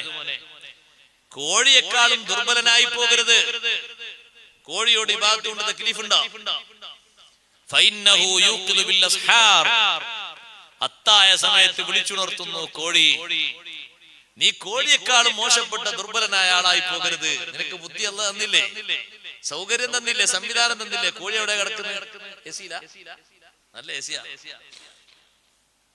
കോഴി പലപ്പോഴും നമ്മളാൾക്കാരൊക്കെ കോഴിനെ ശ്രദ്ധിക്കുന്നത് അറബികൾ ഒട്ടകത്തെ ശ്രദ്ധിക്കും പോലെ. കാരണം നമ്മുടെ നാട്ടിൽ ഇപ്പോ അങ്ങനെ തുടങ്ങി. അറബികൾ ഒട്ടകത്തെ ശ്രദ്ധിക്കൽ എപ്പോഴാ? പ്രസവിക്കാനാകുമ്പോഴാ. കുട്ടിയും കിട്ടും, പാലും കിട്ടും. നമ്മളെ നാട്ടിലെ ആൾക്കാർ എപ്പോഴാ കോഴിനെ ശ്രദ്ധിക്കല്? ഒന്നുകിൽ ഏതെങ്കിലും നേർച്ച കോഴി ആയിട്ട് ഏതെങ്കിലും മരത്തിന് മുകളുണ്ടോ, നേർച്ച സമയം വരെ കൊടുക്കാൻ വേണ്ടിട്ട് അവിടെ തന്നെ ഉണ്ടോ നോക്കൂ. അല്ലെങ്കിൽ അത് മുടയിടാനായിട്ട് അതിന്റെ വല്ല ലക്ഷണം കാണിച്ചാൽ അപ്പുറത്ത് എവിടെങ്കിലും ഒരു ചാക്കോ മറ്റോ അങ്ങനെ പൊതിച്ചു കൊടുക്കും. എന്നാലൊരു കൂടുണ്ടായി കൊടുക്കുന്നത് വലിയ കുറവാ.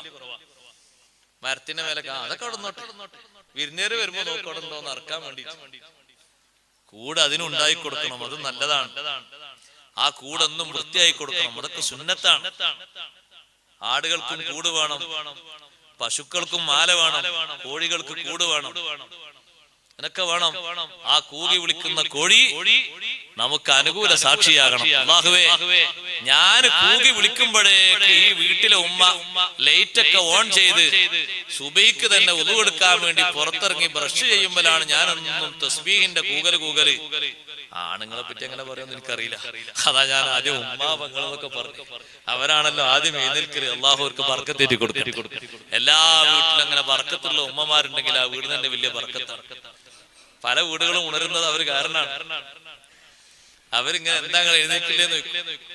അവരെ എഴുന്നേൽക്കാൻ പല കാരണങ്ങളും ഉണ്ട് എന്നവർക്ക്. എന്നാലും അവർ എഴുന്നേൽക്കുന്നു, മടിയില്ലാതെ നേരത്തെ എഴുന്നേൽക്കും. അഷ്റഫുൽ ഖൽഖ് സല്ലല്ലാഹു അലൈഹി വസല്ലം തങ്ങൾ നേരത്തെ എഴുന്നേറ്റ് എല്ലാ വീടുകളും വിളിച്ചുണർത്തി. ആയിഷ ബീവി റളിയല്ലാഹു അൻഹ പറയുന്നു, തങ്ങളെ മുന്നിൽ വിലങ്ങനെ കിടക്കുന്നുണ്ടാവും. അത്രേ അവിടെ സ്ഥലമുള്ളൂ. ആ റൂമിൽ ഞാനിങ്ങനെ വിലങ്ങനെ കിടക്കുന്നുണ്ടാവും. തങ്ങൾ എന്റെ നേരെ പിന്നിൽ നിസ്കരിക്കുന്നുണ്ടാവും. ഏകദേശം തങ്ങൾ വിത്ർ നിസ്കരിക്കാൻ സമയമാകുമ്പോഴേക്ക് തങ്ങൾ എന്നെ ഇങ്ങനെ ഞെക്കല് ഞെക്കും. വസ്ത്രത്തിന്റെ പുറത്തുനിന്നിങ്ങനെ ഒരു സൂചന. അപ്പൊ ഞാൻ എഴുന്നേൽക്കും. സുബഹിന്റെ മുമ്പാ ശേഷമല്ല, ഞാൻ എഴുന്നേറ്റ് 2-3 റക്അത്ത് വിത്ർ ഞാൻ നിസ്കരിച്ച് കുറച്ചു നേരം ഇരിക്കുമ്പോഴേക്ക് സുബഹിന്റെ വാങ്ക് കൊടുത്തുപോയി. സുബഹിന്റെ മുമ്പ് തന്നെ ഉണർന്ന് തങ്ങൾ വിളിച്ചുപോയി. സൗകര്യങ്ങൾ ഏറ്റവും കുറഞ്ഞ വീട്ടിലാണത്. ഓടുകൊണ്ട് മേഞ്ഞ വീടല്ല. നമ്മളെ പോലെയുള്ള ടെറസും വാർപ്പും സൗകര്യങ്ങളും സംവിധാനങ്ങളൊന്നുമില്ല. കുറഞ്ഞ ഉപകരണങ്ങൾ മാത്രമുള്ള വീട്ടില് ഇബാദത്തിന്റെ സൗന്ദര്യം വല്ലാതെ തന്നെയാണ്. അതുകൊണ്ട് സഹോദരങ്ങളെ, ആ വീട്ടിൽ നമ്മുടെ വീട്ടിലെ ജീവികൾ മുഴുവനും അനുകൂല സാക്ഷികളാകണം. നാളെ ആഖിറത്തിൽ പ്രതികൂല സാക്ഷികളാകരുത്. കൂകുന്ന കോഴിയുടെ ശബ്ദം എത്തുന്ന എല്ലാ വീടുകളും ആ കോഴിക്കറിയാം. ഒരു വീട് മാത്രമാണെന്ന് കരുതരുത്. നിങ്ങളെ വീട്ടിന്റെ അപ്പുറത്തെ വീട്ടിലെ കോഴിയല്ലേ കൂകുന്നത്. പക്ഷേ നിങ്ങളെ വീട്ടിലേക്ക് അതിന്റെ ശബ്ദം എത്തുന്നില്ലേ? ആ വീട് കോഴിക്കറിയാം. സാക്ഷി വിസ്താരത്തിന് വേണ്ടി അല്ലാഹു തആല കൊണ്ടുവരുന്ന വിഭാഗങ്ങളിൽപ്പെട്ട ജീവികളെ അല്ലാഹു അതിന് വിസ്തരിക്കുമ്പോ സാക്ഷികളായിട്ടുള്ള ഇവരൊക്കെ മുന്നോട്ട് വന്ന് അനുകൂല സാക്ഷി നിൽക്കണം. ഒട്ടകം പറയുന്നു, ഈ കുടുംബം ഇശാ നിസ്കരിക്കാതെ ഉറങ്ങുന്നവരാണ്, ഇവർക്ക് അനുസരിക്കാൻ എനിക്ക് വല്ലാത്ത മടിയാണ്.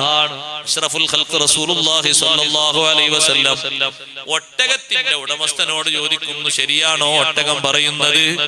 നിങ്ങൾ ഇശാ നിസ്കരിക്കാതെ കിടന്നുറങ്ങുന്ന ടീമാണോ? അദ്ദേഹം പറഞ്ഞു, നബിയെ, മഗ്രിബ് നിസ്കാരം കഴിയുമ്പോഴേക്ക് ക്ഷീണം വർദ്ധിക്കും. ഞങ്ങളൊരു കർഷക കുടുംബമാണ്, നിസ്കരിക്കാമെന്ന് വിചാരിച്ച് ഞങ്ങൾ അങ്ങ് കിടന്നു പോകും. പിന്നെ സുബൈക്കാണ് നിൽക്കാറുള്ളത്. ഇനി മുതൽ നിങ്ങൾ അങ്ങനെ ചെയ്യരുത്, ഇശാ നിസ്കരിക്കണം. നിങ്ങൾ ഇശാ നിസ്കരിച്ചാൽ ഈ ഒട്ടകം നിങ്ങളെ നന്നായി അനുസരിക്കും. നിങ്ങൾ പറയുന്ന കാര്യങ്ങളൊക്കെ അക്ഷരം പ്രതി അംഗീകരിക്കും. അഷ്റഫുൽ ഖൽഖ് സ്വല്ലല്ലാഹു അലൈഹി വസല്ലം തങ്ങൾ അവർക്ക് മുന്നിൽ കാര്യങ്ങൾ വെച്ച് പറഞ്ഞു കൊടുക്കുമ്പോ അഖീൽ ബിൻ അബീ ത്വാലിബ് തങ്ങൾ പറയുന്നു, ഒട്ടകത്തിന്റെ സംസാരവും കൂടി കേട്ടപ്പോ എന്റെ മനസ്സിൽ ഈമാൻ ഉറച്ചുപോയി. ഷഹാദത്ത് കലിമ ചൊല്ലാനും നബി സല്ലല്ലാഹു അലൈഹി വസല്ലം തങ്ങളെ അംഗീകരിക്കാനും ആ അംഗീകാരത്തിന്റെ ഉറപ്പന്റെ മനസ്സിൽ ഉറച്ചു നിൽക്കാനും മറ്റൊരു കാരണവും ഇനി ഞാൻ തേടി പോകേണ്ടതില്ല. ഈ മൂന്ന് സംഭവങ്ങളും ഒരു യാത്രയിൽ അങ്ങ് പടിപടിയായി വന്നപ്പോ ആദരവായ സയ്യിദുനാ റസൂലുള്ളാഹി സ്വല്ലല്ലാഹു അലൈഹി വസല്ലം തങ്ങളെ നന്നായി ഉറച്ചു വിശ്വസിക്കുകയും തങ്ങളുടെ ഈ മൂന്ന് രൂപത്തിലുള്ള പ്രവർത്തനങ്ങൾ കണ്ടപ്പോ എന്റെ മനസ്സിൽ അല്ലാഹു ഈമാൻ ഉറപ്പിക്കുകയും ചെയ്തു. മുഅ്മിനീങ്ങളെ, നമുക്കും ഈമാൻ ഉറക്കാൻ വലിയ മാർഗമുണ്ട്. നമ്മൾ കണ്ടുകൊണ്ടിരിക്കുന്ന ഒരുപാട് ലക്ഷണങ്ങൾ അത് നബി സല്ലല്ലാഹു അലൈഹി വസല്ലം തങ്ങളുടെ പ്രവചനങ്ങളാണ്. എത്ര പ്രവചനങ്ങളാ നമ്മളെ മുന്നിൽ നമ്മൾ കാണുന്നത്? ഒന്നും രണ്ടുമാണോ? അവിടുന്ന് 1400 വർഷങ്ങൾക്ക് മുമ്പ് പഠിപ്പിച്ച ലോകാവസാനത്തിന്റെ അടയാളങ്ങൾ ഓരോന്നായി നമ്മുടെ മുന്നിൽ വന്നുകൊണ്ടിരിക്കുന്നു. നമ്മൾ ചിന്തിക്കാത്തത് കൊണ്ടാണ്, ആലോചിക്കാത്തത് കൊണ്ടാണ്.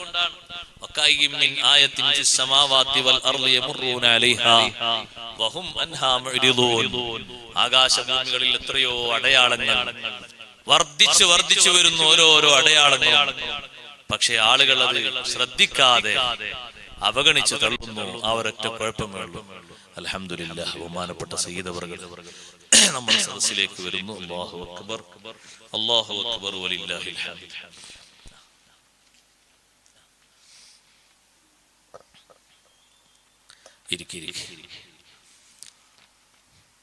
അപ്പൊ ഓരോ ദിവസവും നമ്മൾ കണ്ടുകൊണ്ടിരിക്കുക. അതിലേറ്റവും അധികം നമ്മൾ കണ്ടുകൊണ്ടിരിക്കുന്നത്, നമ്മൾ ശ്രദ്ധിക്കേണ്ട ഒരു വിഷയം, പക്ഷെ നമ്മളത് ഗൗനിക്കുന്നില്ല അല്ലേ?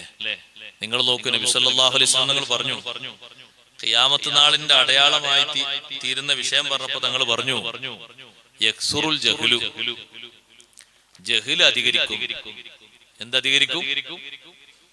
ജഹ്ല്, അജ്ഞത അധികരിക്കും അല്ലേ? വിവരക്കേട് അധികരിക്കും. നിങ്ങൾക്ക് ഇപ്പൊ എന്താ തോന്നുന്നത്? അധികരിച്ചു എന്നോ കുറഞ്ഞു? എന്താ തോന്നുന്നത്? അധികരിച്ചു എന്നാണ്, കുറഞ്ഞു എന്നല്ല. അപ്പൊ നിങ്ങൾ പറയും, ഹൈടെക് വികസനം, വിദ്യാഭ്യാസ വിപ്ലവം, ITTT എന്നൊക്കെ പറയില്ലേ? ദീനിന്റെ ഇൽമ് പറ്റ കുറഞ്ഞില്ലേ? കുറഞ്ഞു. അത് കുറക്കാൻ നമ്മളൊക്കെ കാരണക്കാരല്ലേ? രക്ഷിതാക്കള് കാരണക്കാരല്ലേ? കാരണക്കാരാണ്. ഒരു കുട്ടിയോട് ഓതിപ്പടിച്ച് വരാത്ത ഒരു കുട്ടിയോട് ഉസ്താദ്, എന്താ മോനെ ഓതിപ്പടിച്ച് വരാതിരുന്നെന്ന് പറയുമ്പോഴേക്ക് രക്ഷിതാവ് പോയി. എന്നിട്ട് എന്തായി? POCSO case. ഇനി ഏതെങ്കിലും കുട്ടിയോട് ഉസ്താദ്മാർ ചോദിക്കും, എന്താ പഠിക്കാത്തത്? ആർക്ക് വേണ്ടിയാ പഠിക്കണേ? ആർക്കാ പഠിക്കണം എന്ന് ആഗ്രഹമുള്ളത്?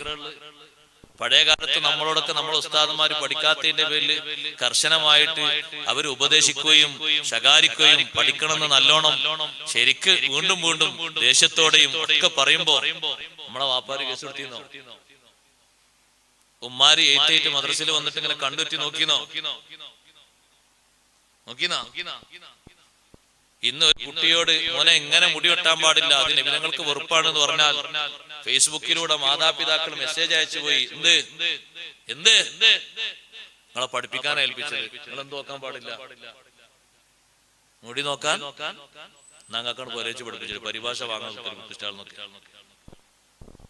അതുകൊണ്ട് അതവും ഗുരുത്വം നിങ്ങൾ കൊടുക്കണ്ട, നിങ്ങൾ അതിലുള്ള പഠിപ്പിച്ചാൽ മതി, എക്സാമിൽ കുട്ടിക്ക് മാർക്ക് ഉണ്ടോ നോക്കിയാൽ മതി.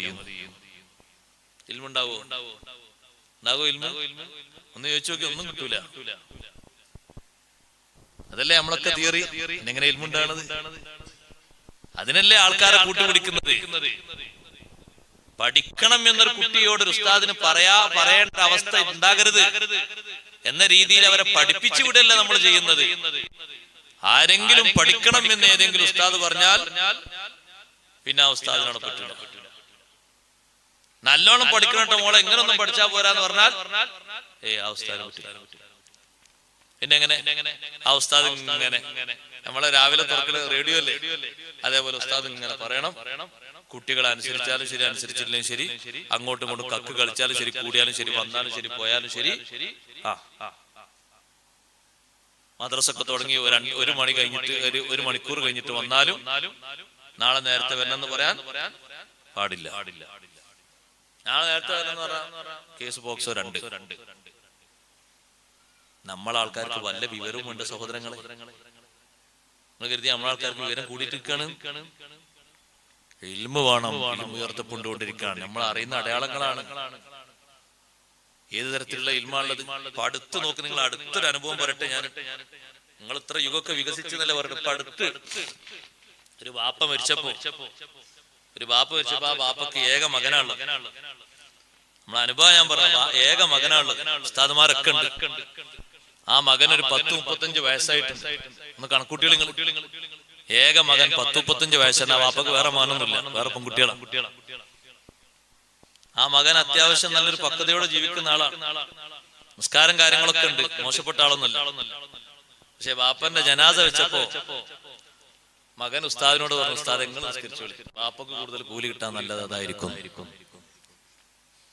അല്ല മോനെ അങ്ങനല്ലേ കാരണന്മാരൊക്കെ അങ്ങനെ, നിങ്ങളെ അപ്പാൻ്റെ ആണ്, നിങ്ങളെ ആൾക്കാർക്കുണ്ട്, നിങ്ങളെ അപ്പാൻ്റെ ആണ്, നിങ്ങൾക്കുള്ളതാണ്, വേറെ ആർക്കുള്ള നിങ്ങൾക്കുള്ളതാണ്. അപ്പൊ ആ കുട്ടി പറഞ്ഞു, എനിക്ക് നിസ്കരിക്കാൻ കറക്റ്റ് അറിഞ്ഞൂടാ, നിസ്കരിച്ചോളി എന്ന് പറഞ്ഞു. ആരാ നിസ്കരിക്കാൻ അറിഞ്ഞൂടാന്ന് പറഞ്ഞത്? ആരാ? ഏത് IT വികസിച്ച യുഗത്തിലെ കഥയാണ് പറയുന്നത്. ഇത്രയും പോറ്റി വളർത്തിയിട്ട് ഈ രൂപഭാവങ്ങളൊക്കെ കൊടുത്തിട്ട് ഒരു ബാപ്പാനെ ജനാസ നിസ്കരിക്കാൻ ഒരു മകൻ അറിയില്ല എന്ന് പറഞ്ഞാൽ ഇൽമ് കുറഞ്ഞോന്നോ കൂടിയെന്നാ പറയേണ്ടത്? ജഹലധികരിക്കുന്നു. ഖിയാമത്ത് നാൾ അടയാളങ്ങളാണ് നമ്മൾ കാണുന്നത്. ജഹലധികരിക്കുന്നു അല്ലേ? ജഹലധികരിക്കല്ലേ? അതുകൊണ്ടല്ലേ നമ്മുടെ പെൺമക്കൾ പറഞ്ഞത്, മുസ്ലിം പെൺകുട്ടികൾ എന്ത് പറഞ്ഞു എടുത്ത് നമ്മളൊക്കെ കണ്ടില്ലേ? എന്ത് പറഞ്ഞു? തട്ടമിട്ട മക്കനെ ഇട്ട മഫ്തയിട്ട മുസ്ലിം പെൺകുട്ടികൾ എന്ത് പറഞ്ഞു? ഏക സിവിൽ കോഡ് നമ്മുടെ നാട്ടിൽ വരണം. എന്താ കാരണം എന്ന് വെച്ചപ്പോ എന്താ കാരണം പറഞ്ഞത്?